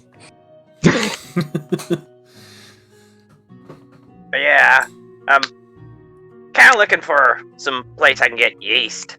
I got a new brewing idea, but there's nowhere to get it on this island. Shit, we haven't got a supermarket, have we? Oh, just an amusement park, though. That's pretty fun too. All right, Stan. Once we're done with this war, I need a supermarket on this island. Yeah, I might need to go and raid a lab at some point. Well, I mean, look, we're taking. Look, we can raid Eden or Matrata, and we'll raid their supermarkets. I'm just saying I need some samples for another weapon. Whoa, weapons. Okay. Is that what the bodies are for? No, I have 3 or 4 weapons lined up. All right. So what sort of samples do you need then? I just need some samples of viruses. Oh. Okay. You know, I'm you gonna- can actually buy them online nowadays. Wait, can you? Well, yeah, you can get pretty much on anything on the internet if you know where to look. Heck, that's how I get most of my hires. You know, that makes a lot of sense, actually. You know, I haven't really looked on your internet much. I've mostly just used it to, like, listen to music occasionally. Fair. There's quite a good selection. There's always good indie bands coming up too. What does that mean? Oh, indie bands tend to be, not behind a publishing label or just self, from the ground up. I'm gonna continue making metal. Right. You do that. I guess contact me when you need me. Should I look for viruses, or are you good to do that on your? It would be quicker if you did it. Right. Okay. I think I have a few merc buddies I could probably get in contact with. A few of those had to, let's say, fumigate a certain place. Okay. You've got my curiosity. I'll make a few calls. See if I can get you anything. You let me know when you do. Thank you. No worries. Well, that was pretty simple. Alright, yeah, just give me a call when I'm needed. I'm just gonna go and relax for a bit, I guess. Very well. Fair Right. enough. I'll just go to like Pinky and just chill and watch some fights for a bit. The rest of the day pretty much sort of unfolds as such. Ferb tries to make a few different calls and contacts. Stan makes a few more blocks of metals.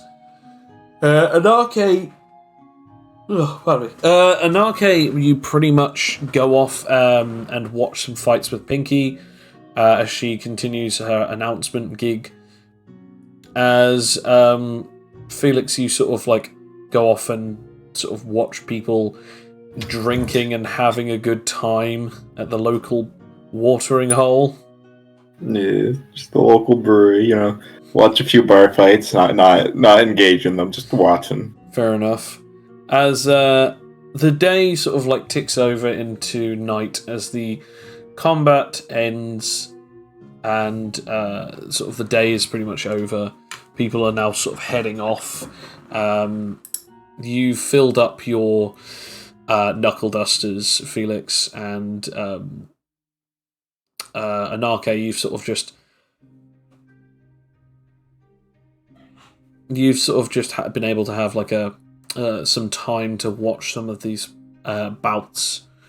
You're informed by Pinky that tomorrow's combatants will be known as the Desert Demigods. Apparently 4 insanely strong individuals from Emjanalania.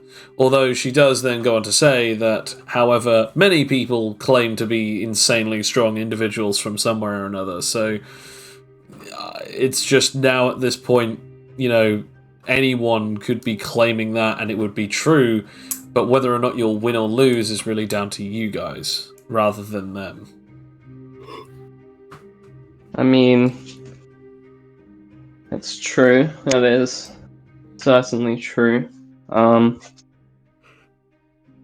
Also, I guess I should probably ask you, Pinky, when this...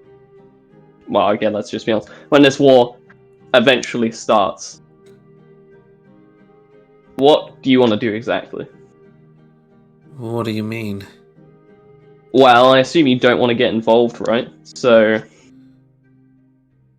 do you want to go back to Huskania to get out of the way? Do you want to stay here? What exactly do you want to do?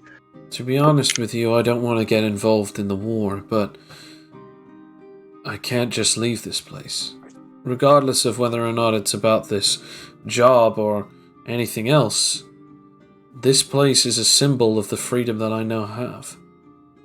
If I was to leave it just to go back home and never see you guys again, yeah, true, this place could potentially be my next prison, but at least I'd be able to be surrounded by the memories of when I was actually able to leave, when I was able to be granted freedom. So I'm not going anywhere. I'm not going to fight, or at the very least I won't be on the front lines, but I'll be here in case if you need anything.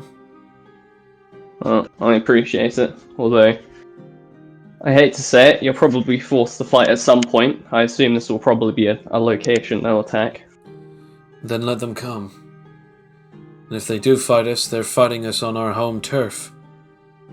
But until then, we just have to be prepared. True. Well, I thought I'd ask. Didn't want to drag you into anything that you didn't want to be a part of. Well, I kind of have already done that, haven't I? But yeah, pretty much. But to be honest, it's kind of what this party does. True. Well, how about this? Once this is all done and over, I'll actually keep to my promise and do what you originally wanted to do, which was actually see the world. I kind of dragged you to like a couple locations, and you haven't really seen much. So once we're actually done, I'll make sure I can actually do that. After seeing so much of what this world can offer, through all these different fighters, I don't think that it's exactly out of the question to see, or even say, that whatever I should see would be amazing. I mean, it has been so far.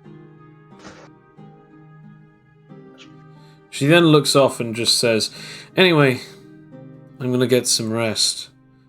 The last thing that we want to do is to have any of these intruders try and take what's ours, right?" I mean, yeah. She smiles as she says that. I mean, that is the plan. We definitely don't want any of that happening. Well, I'll let you get some rest.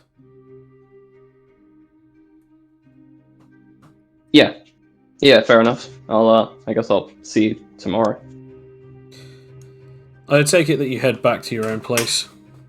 Yeah, although I probably won't go to sleep until like the later hours of the night. Just sort of chill in my house. Fair enough. Is there anything that you try and do, or? You know what? There is. I've not used this ability, but I will attempt it. I'll put my hammer down. I'll try and sort of do a bit of a meditation, and what I want to try and do is, I'm going to try and think of the old Kaiga that urge to kind of want to try and see if I could beat him again. And so using my mind technique, I want to essentially try and recreate him. Okay. I need a 25 to pull this off, though. Okay.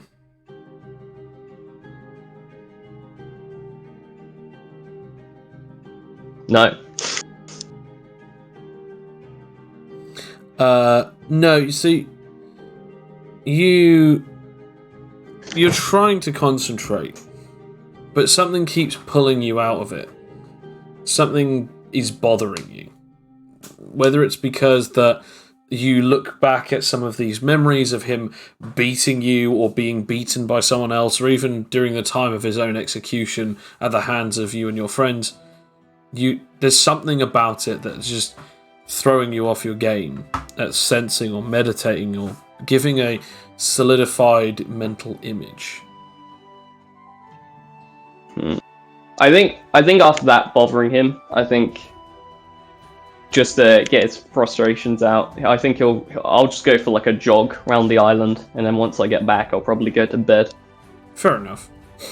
Whilst this is going on, Ferb, you have been on the phone for 3 different people. Eventually someone contacts you and states that they know of a place in which that you might be able to get this, but the worst thing is when they do, they say, well, the best lab that would have any viruses or any of these kinds of stuff would be Biotech Labs.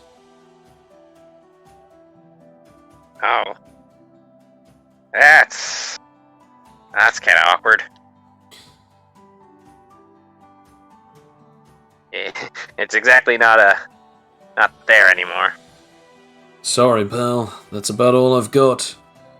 Although I have seen a couple of different places in Garrison, they're pretty much locked up too tight. Not to mention the Mercenaries Guild over there wouldn't be too happy you going in on their own territory. That's fair. Hey, I appreciate it anyway. Oh, and Ferb, if you're getting into any other trouble with these guys, just be aware. They have a history with losing people. It comes with life and the way they live it, isn't it? Not like these guys. I'm looking at the chords right now. Each and every single one of them. Zazel, Dimitri. They were just 2 of the members.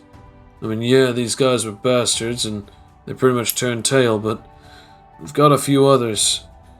We also do have some data on some of the other ones who lost and died in their wake. I mean, we kept tabs on Fletcher Motatame. He was one who perished most recently. Adrian B. Crawford, a previous target. She left them. Rakia, also known as Rakia the Arm Whip. She also left. An individual by the name of Talos, although many people don't exactly know what his name was, some called him Eraser. Oh. They also had a weird influencer with them, although she also left them. All I'm saying is people either leave or they get taken, whether that's literally or in the more spiritual sense. You either leave or die trying. Yep.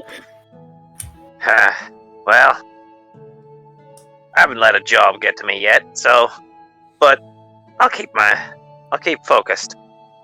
I won't go into anything too dangerous. Thanks for the heads up, though. Alright, you keep it. He then just closes the line.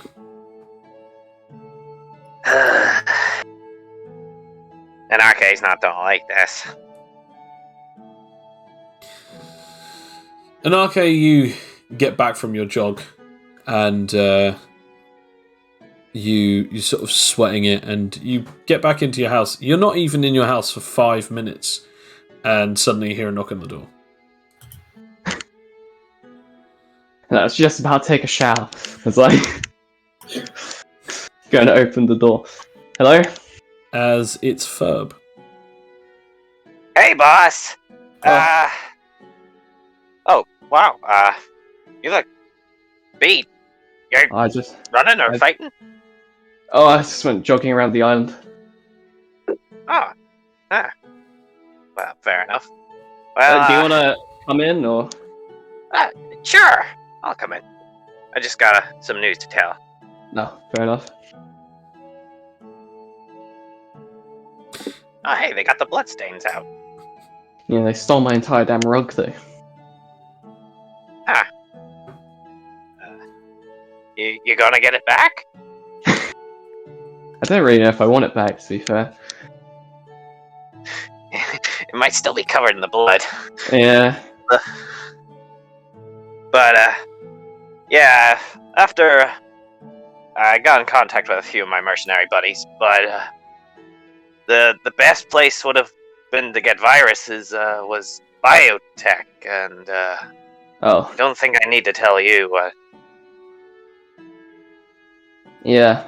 Okay, that made sense. The only other place is Garrison, but mercenary code kind of prevents me from stepping in on other guilds. So I would have to be going without the mercenary moniker. No, that's fair enough. Well, I'll let Stan know, but if you can get more details maybe on these guilds, I mean, Stan might be able to get something out of it. Oh yeah, I'll look it up. Got a few databases I can check through. Cool. Alright, thanks. I'm Good. Though I did come across, buddy told me something pretty extra. You were one of the two people that obliterated Azazel. Oh, yeah. I mean,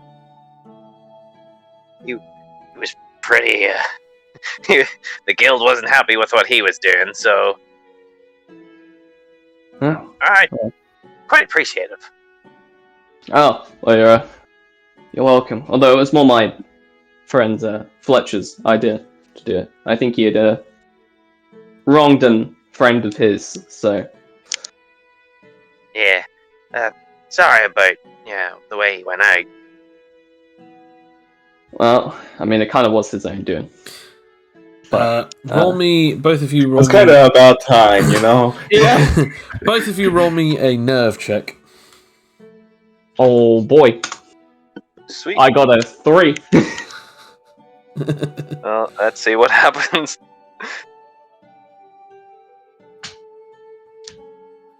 I got an 8. Oh no! So Wow. both of you are made to jump as you sort of go, yeah, I'm really sorry about that. Yeah. And then suddenly you hear like a massive knock on the door that just immediately makes the two of you jump out of your skin. Oh, fuck that. Jesus! Expecting that? company? I grabbed the hammer that I probably just leaned out somewhere and fucking walked to the door and throw it open. What do you want? As you notice that it's Ioge, one of your brothers. Oh, I dropped the hammer on the floor again. Oh, hey, what you doing? Just came to come and see how you were, and also speak to you about something. Oh, company. Is now a bad time? No, it's fine. Cool. Pats you on the shoulder and walks straight into the living room, leaving the door open in front of you. I closed the door and picked the hammer back up. Nice new weapon you got there. Can't help but notice that it wasn't one of the ones on our list. So, the beans. I guess you might as well spill them first. Oh, what, on the weapon? What is it? I can sense something dangerous from it. Well, apparently it was some previous person's weapon from long ago. We met this woman. Don't remember what her name is. I don't actually think I call it. Extremely powerful. I'd only met one other person who matched her power, and he was apparently a higher dimensional being. So that should tell you something. But apparently she was the only person who could wield it. It's based off a warrior's spirit or something like that. But it has this weird ability to generate this black lightning, which seems to be able to leave, well, almost permanent injuries. Even the best healers can't get rid of it completely, as I found out today. So The excitement on his face as you keep talking about this. That's so cool. That's so cool. Can I hold it? Here's the only thing. Last time someone tried to grab it, it did this whole test thing, which meant shooting lightning everywhere. So I don't know if you holding it will cause that to happen again, or... There's only one way to find out.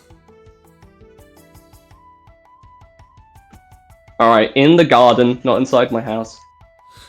You take the hammer outside, along with here. He walks out with you. Ferb, do you continue with them? I may as well see, since he didn't get to see what happened once he went into the portal. You eventually place the hammer down into the garden. Yep. Alright. Well, there's a chance nothing will happen, but just in case. Okay. So, just grab it? You just grab it. Yep. Okay. Yeah. Give it a go. After all, how hard could it be as he touches it? It immediately begins to generate electricity that immediately hits his hand as the entire weapon encompasses itself in lightning as it just goes... I'm just now rolling. As this continues on, he's just being tased as he sort of goes down to one knee, and his right arm is still not letting go of it as he steals, sort of yelling out in pain. This hurts. This hurts so much. I didn't think that. This axe is an asshole. I'm gonna turn to Ferb and be like, oh shit, it's late at night, I'm gonna get noise complaints, aren't I? I mean, it's your island, boss. As he That is my point. As he breathes in and goes, noise complaints! And a massive eruption of pressure bursts out from this guy as his hair turns white, as it seems as though he's gone into his transformation, as he then gets back up, as then the aura of white energy forms around his body. He then grabs it with his left arm as the lightning then encompasses his body and the screaming gets louder as he goes...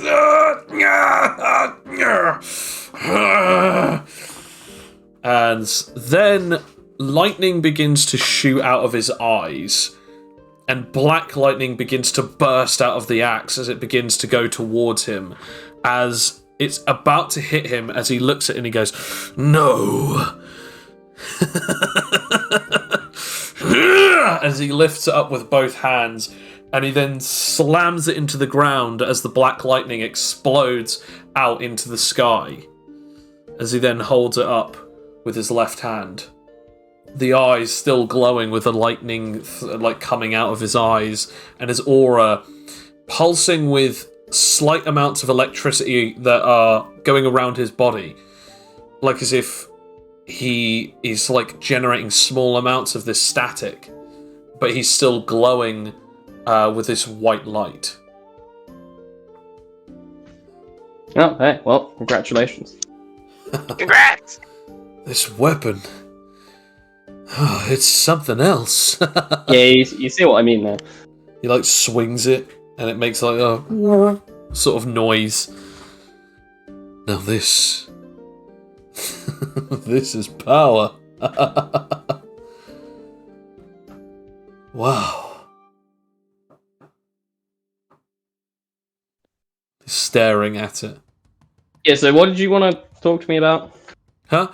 Oh, he then just slams it into the ground as sort of it shakes the ground around you.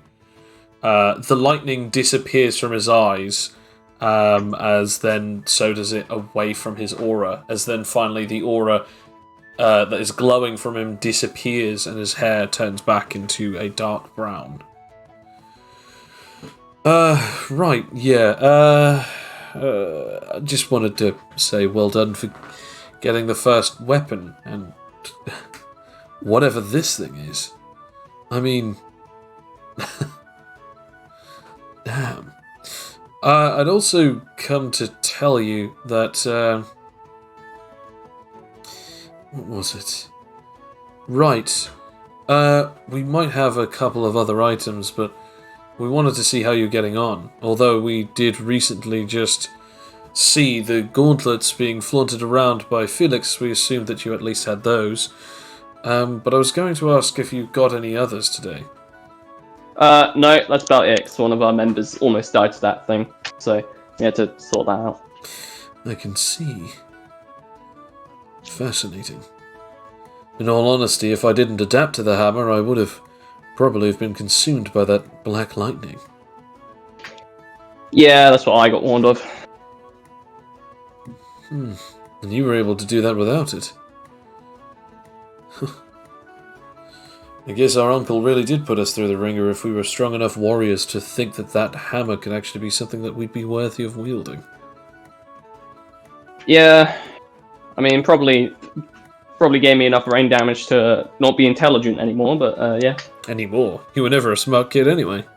Well, I guess you weren't either, so it's in the family.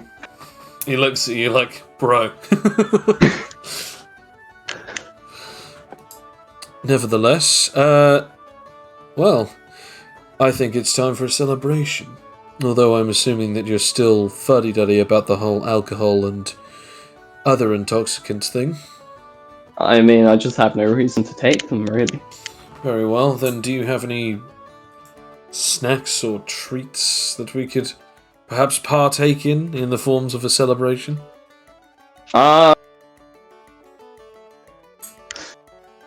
Muffins? Unless it's muffins, I don't know if I have anything else. Let me check the cupboards. Muffins would do. Check the cupboard, it's just more muffins. Yeah. I check my cupboards. What are in my cupboards, Joe? You check your cupboards, there is very little in your cupboards. It's not like the muffins that you have in your dimension. And we have some cereal. I don't even know where this came from. I mean, I could share some of my alcohol, but I think only Ferb and I would be drinking it. I mean, that's not too much of an issue. Mark Frost? He then takes sort of opens up his pocket dimension and brings out a couple of bottles, cracks them open, and then gives one to Ferb. Tanarchy! The two of them toast, and they sort of start regaling about some things that they did when they were kids, like fighting off weird monsters that you don't know the names of, that he's just saying like weird things that you at first you're like, okay, that sounds weird, and then after a while you're like, you're making these up as you're going along, until eventually he then gets to now, as he says that some of the exploits that you've had are even more far-fetched than the ones that you've actually had from our world.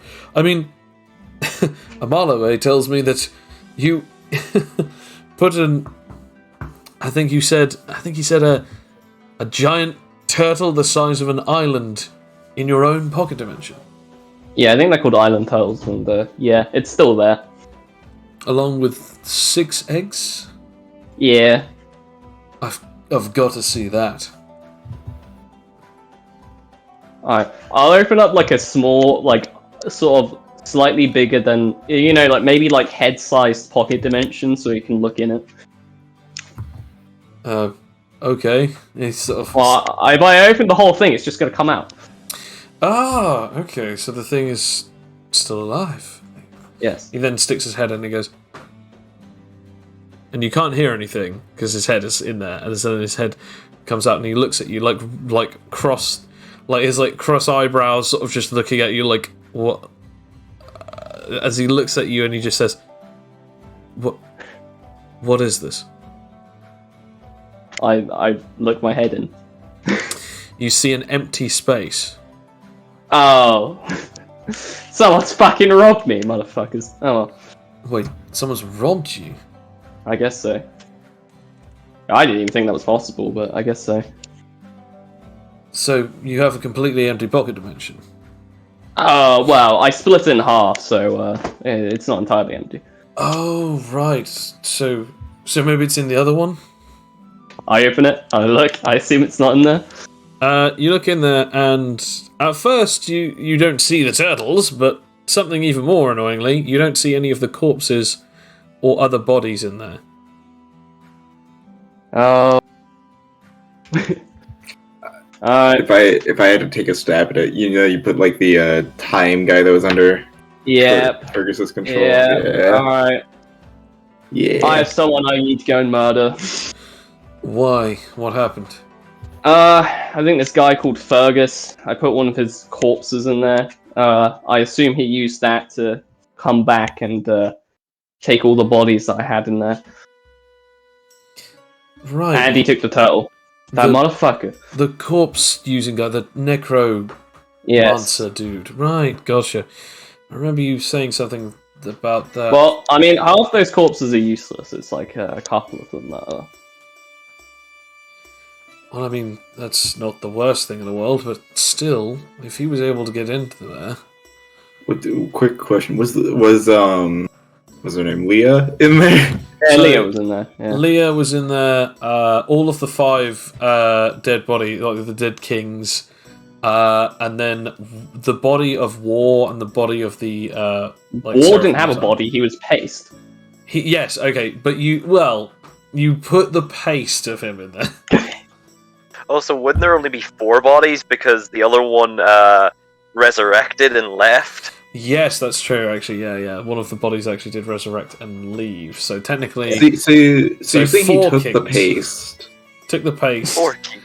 And took the unconscious Leah, not dead, unconscious. Yeah, unconscious. And then also 6 island turtle eggs and an island turtle. That motherfucker stole my turtle. That's the most insulting thing about this. How the heck did he get it out of the other portal? Did Leah still have a band? Leah never had a band. That's fair. It was Toxie who ended up with a band. Man, Stan's not going to be happy about that. Oh well. Damn it, I saw that body fly into. So that time ability is going to be annoying to deal with, but yeah. So you have to deal with a time user who also. Well, that's one of his puppets he controls. Yeah, they were like the Seraphim of Time. Seems like they can just undo events that have happened. I've heard about abilities like this recently, but I've heard that there's a massive cost to it. Yeah, well, he seems to just be able to use it constantly. That's almost cheating. It is. Luckily, time stopping isn't an issue, but the other bit, yeah, it's just outright cheating. Still, though, nothing of time manipulation should work inside of a Phantom Gate. He shouldn't have been able to do anything like that, and if the body was already dead, it would just stay dead. There wouldn't be a way to reverse it. Especially not in a Phantom Gate. It will just reset too quickly. No, it's almost like it never happened in the first place. But if that's the case, how did the other bodies get in there? Or get out? Well, I assume he must have had another ability to do so. Or that same ability allowed him to move those bodies as well. It seems as though that this guy is going to be a little bit more annoying, but Akage said to me that you weren't too concerned about his strength. More or less, you were actually just irritated he just by what he takes does. the dead people of actual strong people and uses them. That's a shame. Yeah. Still, though, an ability like that could still cause a lot of trouble. Yes, I mean, I assume he's going to try and F me over during the war. But I'm kind of hoping on his arrogance to do so. Valid. Okay, well, I'm going to let you deal with whatever you need to deal with, whether you need to tell your team now or wait until tomorrow. I'm going to head off, but I assume that you know what you need to do. Sure, yeah. Oh. Marleway wanted me to tell you. Remember, even if you do get the whole point total that gives you the golden band, you cannot leave this island until after your match has concluded. Which actually means that you've still got a few possibilities of losing all of those points. Yeah, I know. I did come up with this idea, you know. Right. He also wanted to let you know, that as soon as you were to use the golden band, that we would potentially be after you. Although that wasn't his idea, that was more the Vault King's want, and we just went along with it. Considering he seems to really want that Miracle Stone. Right. Kinda needed to undo some personal things, so I it mean, would be easier if you didn't, but... that's entirely fair. I mean, we'll see how things go. I mean, if you want to let the Vault King come, sure, go ahead, but... Well, we do need a member of our team. So it's probably best not to let him. Probably best either to not let him, or if he really, really wants to, then I guess we'll have to go along. I don't think that's how that works. I don't think that's not how that doesn't work. I'm pretty sure that isn't how that isn't meant to work. After a I'm confusing confused. conversation, one of the two of them eventually says the annoying phrase of "Let's just agree to disagree" as Eoge walks out. Eventually, Ferb also ends up leaving, unless if you needed to say anything to each other beforehand. Nope. Okay. See you tomorrow. Alright, see ya. I'm gonna have a shower, finally. As you go off to have your shower, we now come back to just the last couple of minutes of Felix. Felix, you sort of like gotten back to your place. Sort of like you open the door. I open the door, there's a giant turtle. Giant turtle. You open the door, you sort of go in, either get something to eat or just, have a shower, whatever you sort of do before you head off to bed. You finally sort of go up to your bedroom and sort of tuck in and go to try and go to sleep. Roll me a perception check. Oh boy, are we in a... The turtle's in your bed. The turtle is in my bed. Turtle is in the bed. I'm assuming we're not technically in a city. No. Yeah, Not yet. I need to build it into a city. Yeah, gotta get a bit more land mass. Yeah. 15. As you sort of get into bed, sort of like, get the covers over you and sort of like tossing and turning, eventually you notice a lump on the other side of the bed. Like a whole creature-sized lump.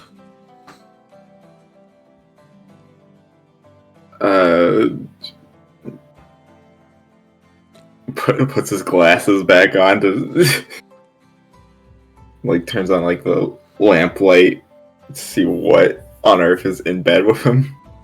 You see a very so you see the long green hair, very pretty woman who seems to be only covered by the sheets at the moment. And she looks at you and she just goes, "Well, hey there." Hello? I'm sorry, did I... Who are you? Oh, well... my name is Iris. Lovely to meet you. Likewise. What are you doing in my bed? Well, it was very difficult to come and see you before you were working out, or even after you had figured out what you were doing with the rest of your day. After all, that establishment wasn't exactly my kind of place. Fair. So I thought I'd come and see you. I know that you've been ever so lonely here.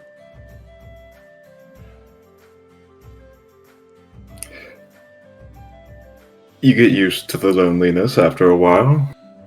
Oh, but Mr. Fatigue, wouldn't you at least like to not be alone tonight?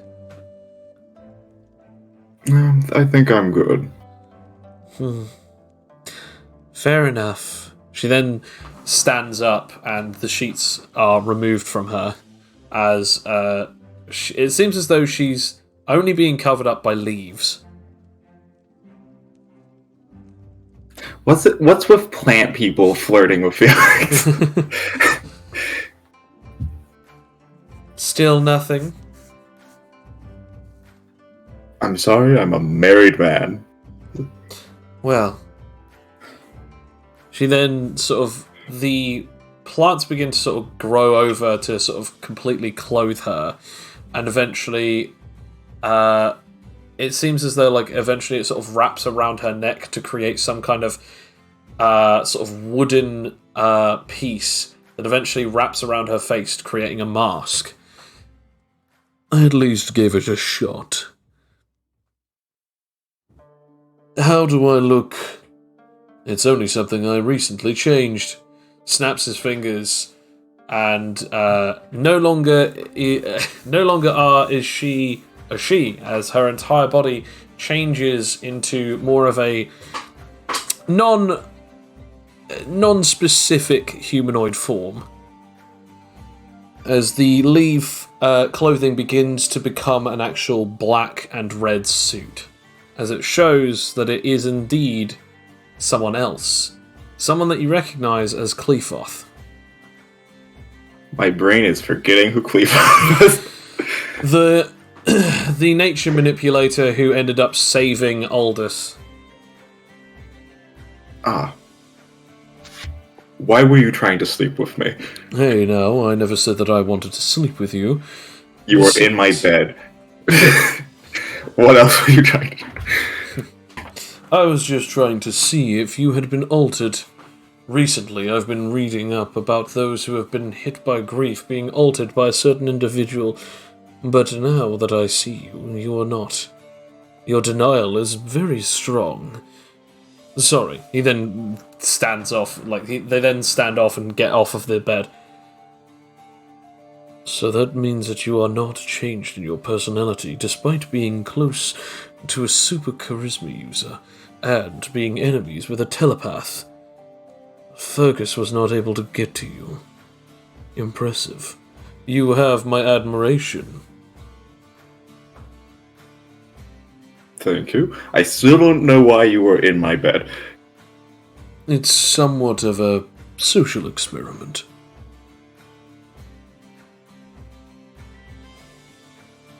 Don't worry, I wasn't actually trying to sleep with you. I get that now. It's a weird thing to do. Just go on. Recently, it's been claimed that there are individuals that have been recently using your kind to manipulate your own values. Since that you recently had a very dangerous moment of grief, I assumed that your abilities were gaining strength due to your, let's say, less than social appetite. I had assumed that someone had messed with you telepathically or even charismatically, altering your emotional state further. I was trying to see if that was the case, since I do remember that Hai attempted the exact same thing, and she was able to gain no avail. I thought that perhaps you had changed, but it's good to see that you aren't. Perhaps I can definitely trust you further. Well, my powers do come from keeping a level head and staying calm.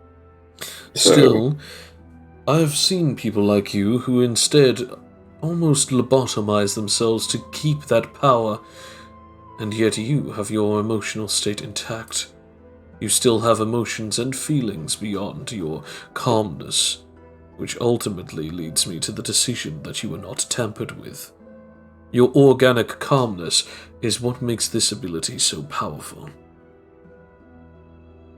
Now, Nice. I must ask you a question. You Alright. are aware of Fergus. Yes, very aware.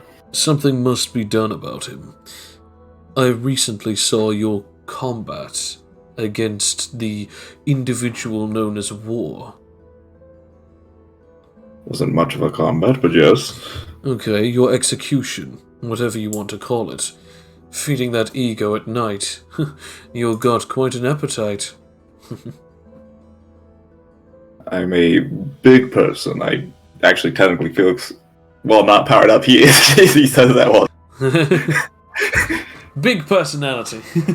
Big personality. Either way, yes. I'm very aware of Fergus and his escapades. In that case, I don't have to tell you anything further than he's already achieved his time child, the Seraphim of Time, or more specifically, the Seraphim of all time. Correct. They were at the battle. I believe Anake put them in their pocket dimension. Do you have any idea the kind of capabilities that he is now able to achieve? The man was able to steal the corpse from Matrata's very secure vaults. If he was able to do this, his slipperiness is almost as impossible to comprehend as it is his weakness.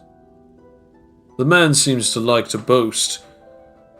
He talks too much, but yet he is able to escape almost every time that we try to get rid of him.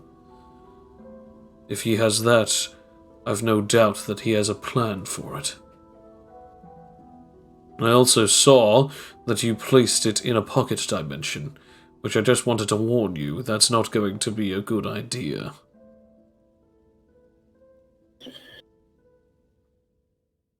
Okay.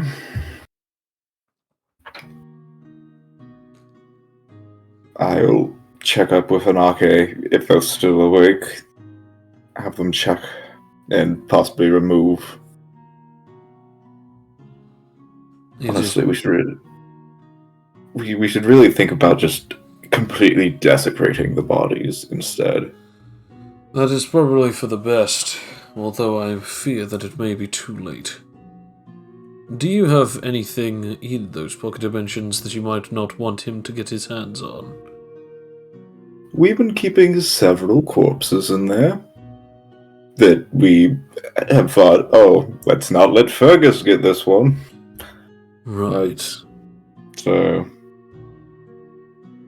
You should probably warn him. yeah, probably. Should I do that now? Pulls up the band. Yes, although I also wanted to give you something as well. He hands over a piece of technology. It looks to be a small, like, circular device. You'll take it, look at it, not knowing what it is, waiting for an explanation. This device will help me track where you are. I personally don't have any of the bands, nor do I want to be a part of this. So instead, I've given you a tracker. I will be able to find you wherever I go. I have the other device. Oh look, they beep. You sort of look down at the device, look up at Cleofoth, and Cleofoth begins melting into the floor. Fair enough. Time to contact Anake. Beep boop. And okay, you're sort of in the shower, just finishing washing your hair, and suddenly you just have this like really annoying like ringing sound from your arm. I answer. Hello? Oh god, how many times am I going to see nude people today? Hey, Nake, I just got a tip that it's probably a bad idea that we, put the Time Lord in the pocket dimension. Might want to check on that. Oh, they're already all gone. Ah, Yes. great. Yeah, well, to be fair, I will say this. Majority of them were useless. We already took, like, the powers out of them, so... He's Fair. not really getting that. Oh, he did steal the turtle, though. Okay, what's he gonna do with a turtle? I don't know. Kill it, I guess. Reanimate it. If that Next even you're, works. next you're gonna tell me you took the muffin house. I double check. You double check. The muffin house is still there. Roll me a perception. All the plastic cups will be gone. I mean, technically, one of the plastic cups is gone. I got a 5. Took all the video games. I mean, it either looks fine or it either looks fine or it is fine. You're not entirely sure.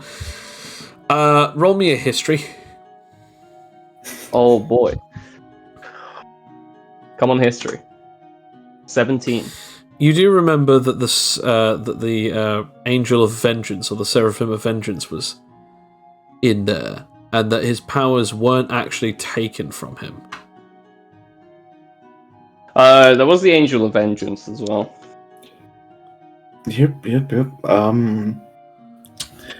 That guy was pretty weak though, so I'm not really too concerned. Still, we should probably track down Fergus. Yes, I would very much like to do that. The only issue is tomorrow we have a fight to deal with. I believe it's only 4 opponents, but It shouldn't take long. I'll let you finish getting dressed. I'll talk to you in the... am I that repulsive to look at, Felix? Look, I just... You really had my feelings here, bud. You look fine. Felix ends the call. Yeah, I was gonna say, just ends you end call. The next day, I get back to shower. The next day arrives. Stan, roll me 2 more SP checks. Oh.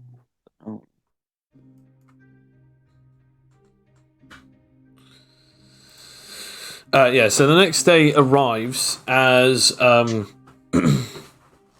you are introduced to these 4 new individuals. One of them's quite bulky, has an axe. He looks dressed in like this big sort of like sort of garb with what seems to be like almost like a special like fur in places and like metal in others. A big cloak on his back, and he seems to have somewhat of like a silverish crown on his head, a big white beard. You then see another guy who's clad in armor with like tusks coming out of the side of it. He has 2 giant swords on his back, as well as a big ass bow. A woman who's got some kind of like special looking staff, and she's in robes with a very large headpiece. And then finally a guy who's wearing pretty much like, the best way to explain it is that he's wearing something that looks like some kind of like leather vest made out of some kind of strange like leather, and it's actually got like he's actually got like an axe on his back and 2 axes by his side. He's got sort of long-ish sort of like dark brown hair. He's quite well tanned. And the sort of like the 4 of them are sort of waiting as they are announced as the demigods of the desert, and then you guys are announced as the kings of the hill. And what is laid into question is, will they be able to pull off a grand wipe of the team, or will they have another moment where they are put back on their heels? Either way, whatever happens, this will be an interesting battle. Moving on into it, They are then asking who will take the stage first. So I'm assuming we want to just like get through these quickly so we can do the other things. I guess. Do you want me to go first? Sure, why not? Alright.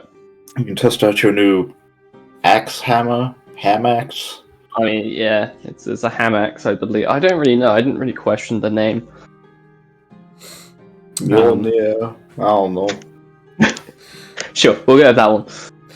As you're sort of readying yourself up, what do you wish to do? Alright. Well, I'll go into my will-powered state. Yes. I guess that's one of my actions gone. You don't go into your will-powered state. Alright, well, I'll use my bonus action to get Azrael's blade and the axe hammer. Fair enough. You do so. Alright, am I allowed to attempt one more time, or is that it? I'm afraid you won't be able to attempt for that one, no. Alright. Alright, fine. I'll use it. I'll just activate my master one, which I don't need to roll for, I just need to roll the willpower. Okay. 33. Nice. You transform as a grand explosion of light comes from you as you go into the arena, floating towards your opponent. As the individual who will be going up against you is Phileas Soul, the guy who's in the sort of like leather vest as he gets up. And he sort of bulks up, similar to that of Felix? No, not another F character. What have I done? Wouldn't Phileas be a PH though? Yeah, Phileas, I believe is it Phileas is it a PH? It's just an F. It sounds like a PH. Phileas is an F. You combined the name. Bollocks. You combined Phineas and Felix. I want to point out. As Phileas walks in, but before he does, as I said, he bolts up similar to that of Felix, and then wings and feathers sort of sprout out from his back as his arms begin to get like a bit bulkier as claws come out of his fingers. As he picks up like one of the axes as it just gets like progressively bigger, as he then walks into the center of this arena. As Anarche, you're sort of just slightly floating off of the ground. Even still, you're floating just ever so slightly off the ground to meet this guy's height, as he's about like 8'5". Yeah. And now, Phileas Soul versus Anarche. Who will win? Let's find out right now. And roll move speed. Oh boy.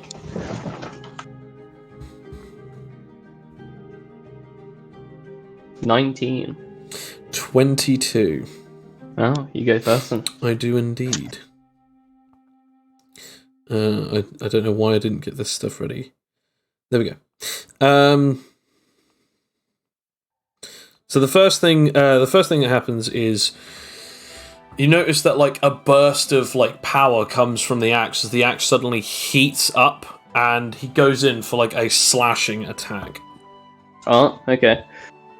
Well, with Thor's axe, I guess I'll match his axe with my axe. I'll go for just a hit with him, but I'll do the lightning variant. Okay. Technically, I can roll this. Okay. 29. 30. So we hit.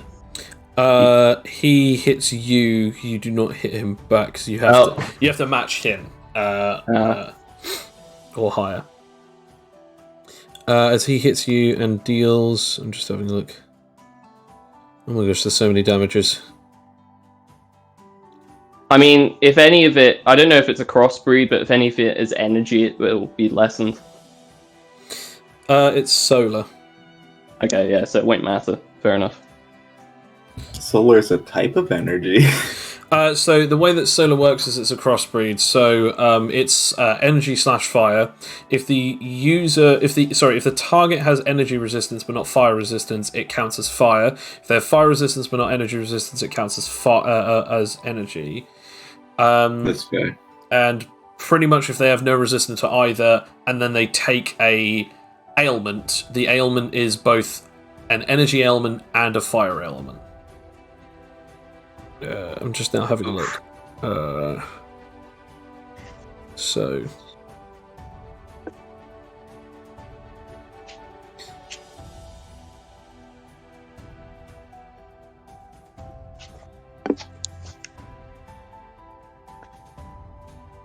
Jeez, okay, so. I'm just having a look at this. 18 plus 16. Sorry, I just have to do this real quick.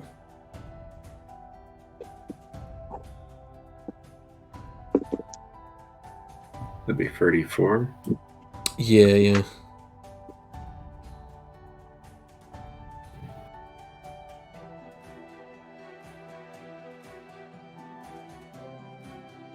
Okay, there we go. So I'm just rolling this now. I didn't prepare the axe damage, which is a bit silly.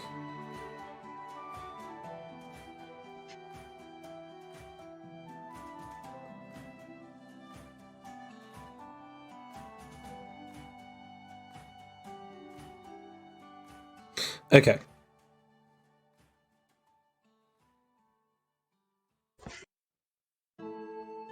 There we go, finally.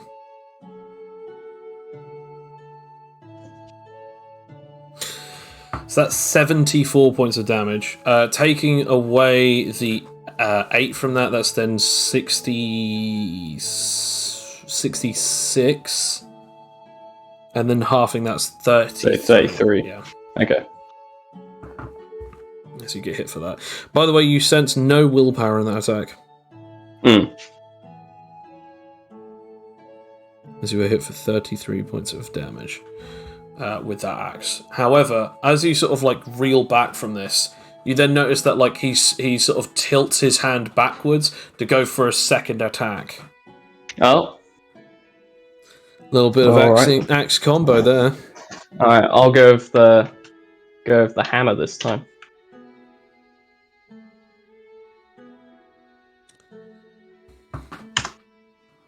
Oh, 24. 25. One under again. This is so stupid, this roll. Okay. As that's another go around with that damage.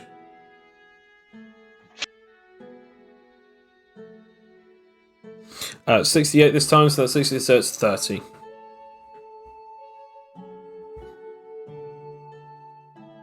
So you take an additional 30 points of damage from that attack. Again, Open win and okay, we don't have time for this. So what happens is he hits you down with a downward slash sort of diagonally across your chest, and then he tilts his hands very quickly to deal this second attack with the same axe, hitting you again with a fire-infused or a solar flame-infused axe as you get hit twice. Despite your willpower, this does actually hurt quite a lot. In this one, very quick momentary moment, you have taken 63 damage in total. Yes. Ow. You know what? This guy seems pretty strong. So as my first action, I'll try and activate my willpower mind ability. Okay. I'll use excitement. Yes. Just Yes. this also is infused with your willpower like abilities like spirit control and stuff, isn't it? Yeah, although it doesn't matter because my other thing has that as well. So. That will replace it. Oh well, doesn't really matter in this instance. No. Alright then. And I guess I'll go for the attack again, except I'll use my first advantage roll on the SP side of it. Okay.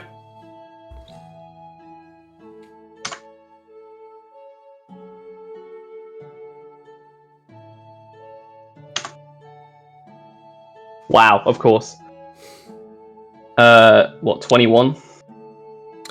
I'm just now having a look.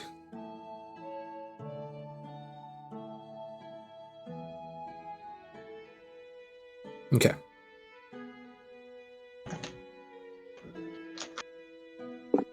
$25. Might have tried it, two berries. Yep, so he does more damage to me. He hits back at you, but this is a reactive strike, so that both of you are hitting each other. Oh, okay. Because it's not 5 above, it's I actually 4 think- above. I need to check, because I believe I do more lightning damage with the hammer, but I need to have a... it's not black lightning. So as long as Too it's late not for that. as long as it's not black lightning, it basically doubles the lightning damage. So Yeah. pretty much the passive lightning damage is always added to every attack, and it's also the damage that is added to any of your things. So your energy is converted, I believe, isn't it? Yeah. Okay. So what would happen is in this particular circumstance, you do your lightning damage, and then it's plus. I believe it's double, so I believe it's plus. So 5 d12s instead of 3 d12s. Alright. Yeah. Okay. I believe that should be... Because obviously be the initial d12 doesn't get multiplied. Nice. Okay. And you take another 30. You deal 113. Yeah. I just need to have a look. Is that pure lightning? Yeah. Okay.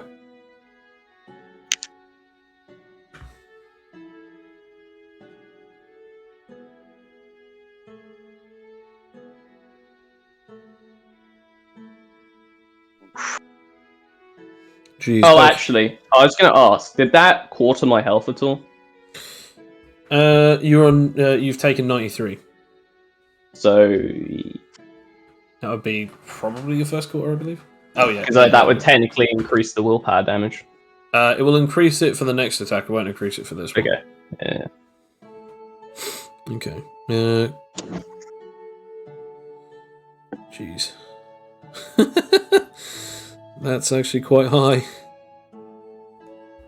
That doesn't... Actually, that's not double the vitality. Okay.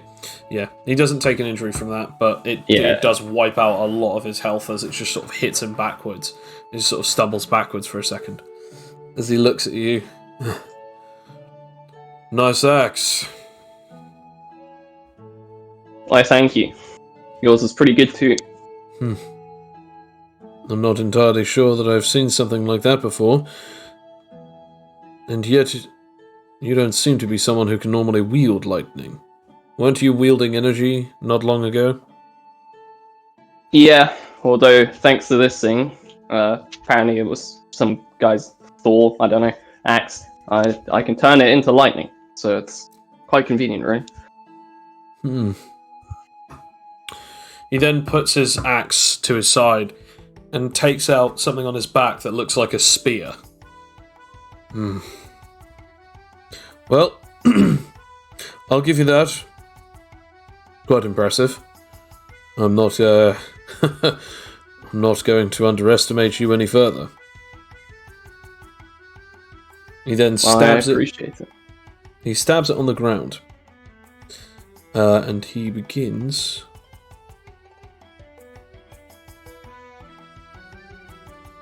Oh, okay. Wow, okay. He heals himself, as you notice that parts of his body begin to sort of no longer look bruised or battered or even slightly singed by the electricity. Afterwards, he then goes for an attack towards you, but he doesn't do a melee. Instead, the blade itself, the weapon itself, the spear, creates a gigantic axe head as he grabs it with both hands and swings around. This blade is at least a good 5-6 meters long as he basically just swings it towards you. I'm still in melee range of him, aren't I, though? I haven't moved, technically, during this encounter. No, but he moved back slightly. Yeah. So he's about 4 meters away, 5 meters away. But still within my movement speed. True. So I could do it. But it's not melee range. Reactive strike. I'll go and hit his weapon then. Okay. And I will take an advantage on my SPMA. Okay.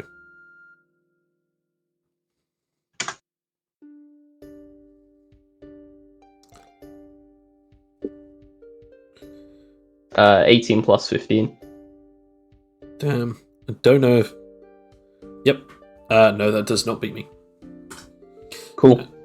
So you 33. sort of clash your weapon against his. Oh, and I guess it is Black Lightning. Yeah, so... So as you clash your weapon against his, the black lightning bursts away the flames, as the flames and the black lightning sort of twist and curl up and make like a sort of pulse of heat that can be felt throughout. As you sort of disengage his attack from hitting you. It is now your turn. Well, seems like your attack is quite powerful as well. He stands there, sort of proud for a second, and then he then sort of like takes into another fighting stance, and he says, "I'm not entirely sure where you got that weapon, but I have a feeling that I know what exactly it is." Care to elaborate, or?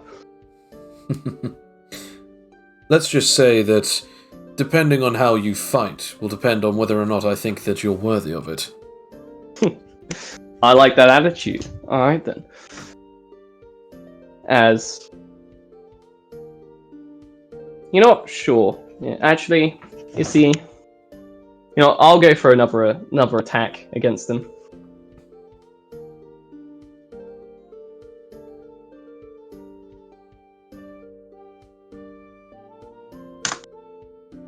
28. No. I do not beat that. Cool.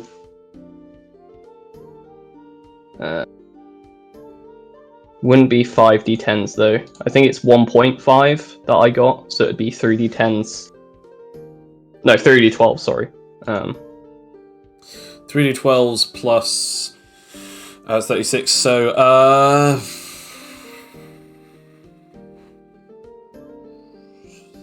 18. Plus 18? Yeah. Okay. 3d12s plus 18. Alright, sorry, I just also need to update my willpower damage. Said leave it as this.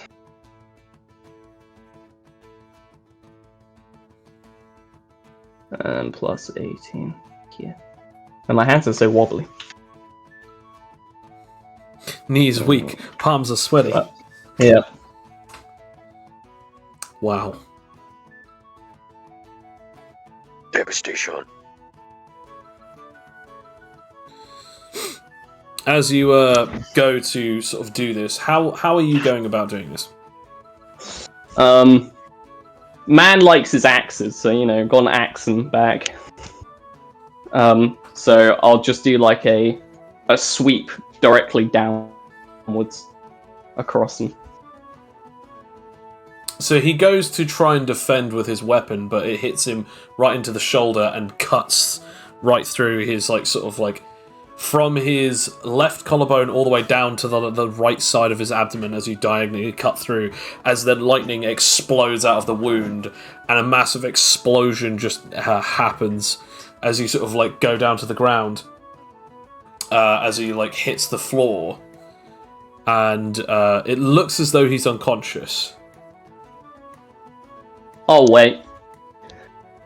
As suddenly the flames burst up and explode, as then he erupts from them like a quite literally phoenix from the ashes, as he grabs the spear from the floor and raises it up. All you see is just these large wings burst out from the flames, flap once, and the flames dispel. It's been a while since I've had to use that ability. You're quite the strong one, aren't you? You're not too bad yourself. Well, I am inclined to at least give you some run for your money. as he stabs the spear into the ground again, and a massive heat wave can be felt as his body begins to generate heat at an alarming rate. I am what's known as the sole heir of the Soul family. So now, come and get me, as the spear creates a giant axe head as he wields it in again both hands. His entire body looks as though it is made ablaze, almost space distorting around him, or at the very least light is bending around him as he's sort of creating warping heat waves. Damn. Is it his turn or my turn? It is your turn, since I rezzed and then used that. Yes. Alright then. Well, if he's gonna run for his money, I guess I'll do the same. I'll activate my overdrive. Oh, okay. For 3 turns as I hold out my arm and I go, alright, let's do this. As suddenly, I guess to everyone else, suddenly a giant orb is essentially created of light in this arena. As this entire orb of energy appears around the two combatants, no longer are you able to see what is going on. As Pinky then says, "What? It seems as though Anarchy has created a large bubble of energy. We won't be able to see what's going on. But wait, we have this!" As she presses some kind of button on a desk. And then suddenly the entire arena lights up with loads of pink screens that then create a fully coloured hologram screen of what is going on inside of the bubble. As it is now your next action, Anarchy. Cool. I then rush at him and I do the same. Okay.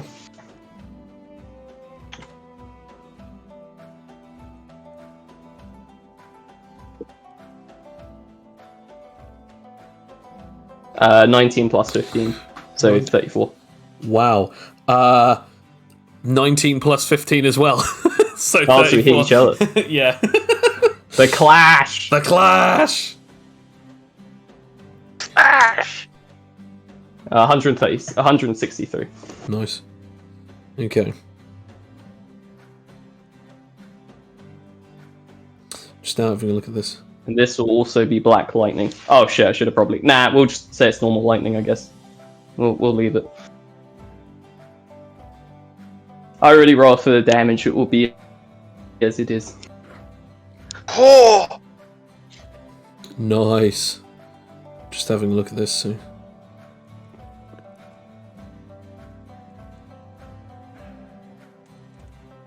Hey, can you really just get back up during the match? Yeah, I mean, you've seen Fletcher I do it. should do that. Fletcher's wasn't resurrection though, it was technically just pushing his body further. True, true. This man just rezzed himself. I mean, the Mineral Samurai did that point. True. That is true. Who do we say to no to at this point? Quite rude, really, isn't it? Wow. Do you get really bad ones damage? Yes. No. I got 49. That's like the worst one. Jeez. That's even possible. Literally almost everything on that roll was a 1. That is... Oh, that's so horrible. So that turns down to 41, and then it gets halved into 20, so you take 20 points of damage. No.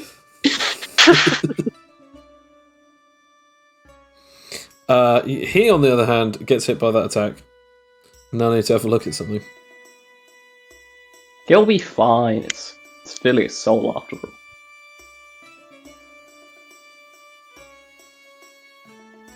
We kind of need you to win this, Anarchy.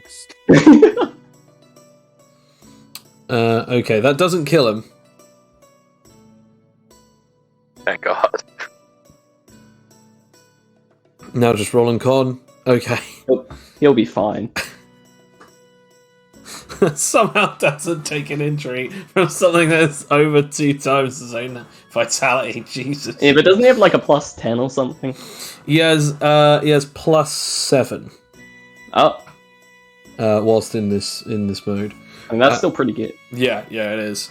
As sort of like he gets hit by this attack and you get hit by the attack as well, and sort of just explosion of electricity throughout his body as he just sort of goes to one knee and sort of gets back up very slowly, as you're just sort of like, no worse for wear, that cut hurts, but he's like, yeah, I know it's temporary anyway, and it for some reason that was really You weak. can do better than this, can't you?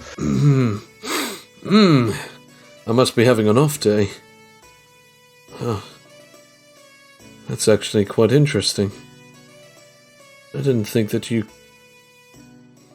That is quite impressive. He then looks back at you. What was your name again? It's Anarche. Well, Anarche. He then holds on with his right arm the spear, but with his left arm grabs the axe. I have to admit, I am quite impressed by what you have done. I would never have imagined that someone of your caliber would have come round and bested me in such a manner. So I'm now going to give you something that I thought that actually would be quite worth the while. His weapon begins to glow, and the spear begins to create a gigantic blade on it. Now, let's see how well you do. As he rushes towards you and tries to hit you with a massive explosive blast from his spear. Oh, okay. Well, in that case, then, to be an absolute troll, I will use the entire stockpile of Azrael's blade Ooh, okay. and yeet that at him. Roll for it. Come on. Natural 20. Jeez. He takes 104 damage. No, sorry, 204 damage. So he tries to hit you with this blast, and as that happens, like you go to shoot him with this massive explosion, as it just completely hits all of him. I have to roll con again. Jeez.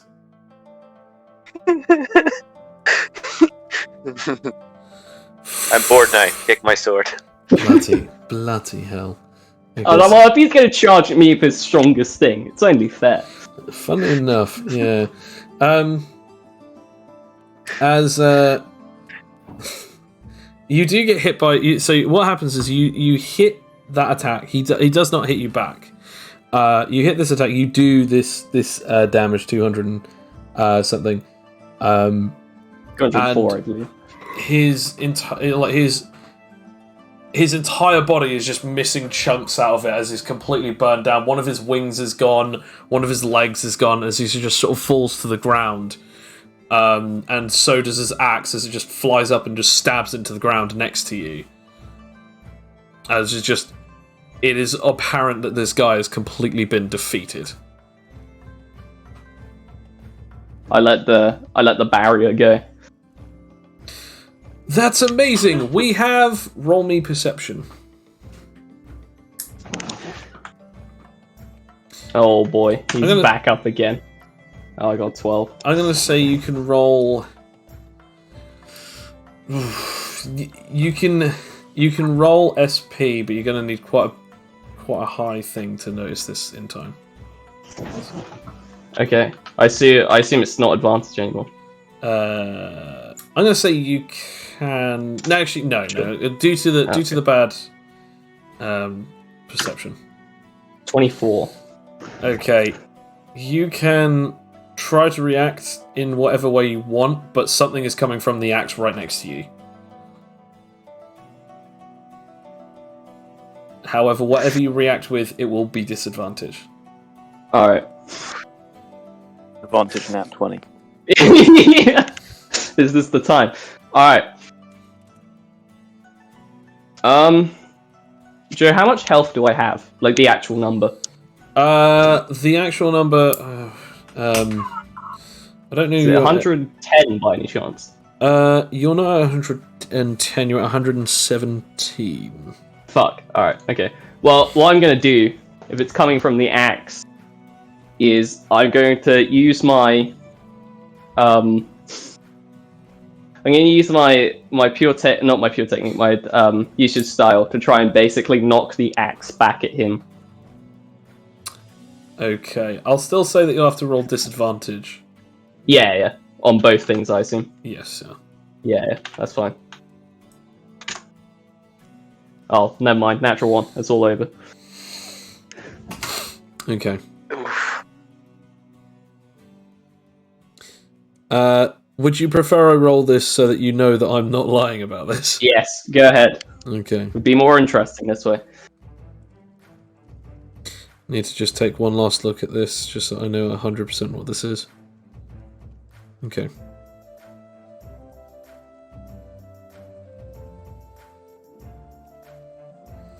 As the axe gives off a massive explosion of white light, it deals 113 points of damage. Is this energy? This is indeed energy. Then you need to also take 48 off. I do, yes. And the 8. And then the half it.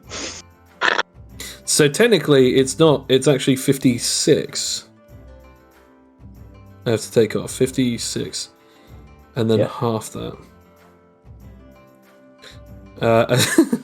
So it goes from 133. No, sorry, 113. Which, by the way, is the amount of damage that you took beforehand. Which means that this still wouldn't have killed you unless if you got like a natural 1. But also that goes down from 113 to 28 points of damage. Bloody hell! And then there you go. So you go up to 141 points of damage as this whole thing explodes, and you just tank it. You're like, ooh, as the entire white light just dispels throughout the entirety of this thing. It knocks Phileas out of the arena, and as it does so, he then comes back awake, and the spear is hurtling towards him as he grabs it in time before it impales him. As the entire explosion ends, and Anarche is just standing there looking like perplexed as his hair is just like blown backwards. But other than that, that stung a bit. But you are no much worse for wear as you are still standing in this arena. No further damage than you were just a few minutes ago. As, again, I want to remind you, 20 points of that was also negated just recently by your ability. Which means that instead of 141, you're 121 points of damage in. As this match is concluded, it is stated that Anarche is, in fact, the winner. And that is where we shall end this session. That was easy. Well done there, Anarche. Thank you very much, everyone, for listening to this episode. This has been the Dev Plays The Crucible of Avarice campaign, using the Animite Tales tabletop roleplay system. If you would like to see more of this, obviously check us out at #AnimiteTales, or even check out the website where you can play this game yourself with friends using the Animite Tales tabletop RPG system on animitetales.com. Thank you very much for everyone for listening, and as always, have a wonderful night. Bye. Bye. Bye.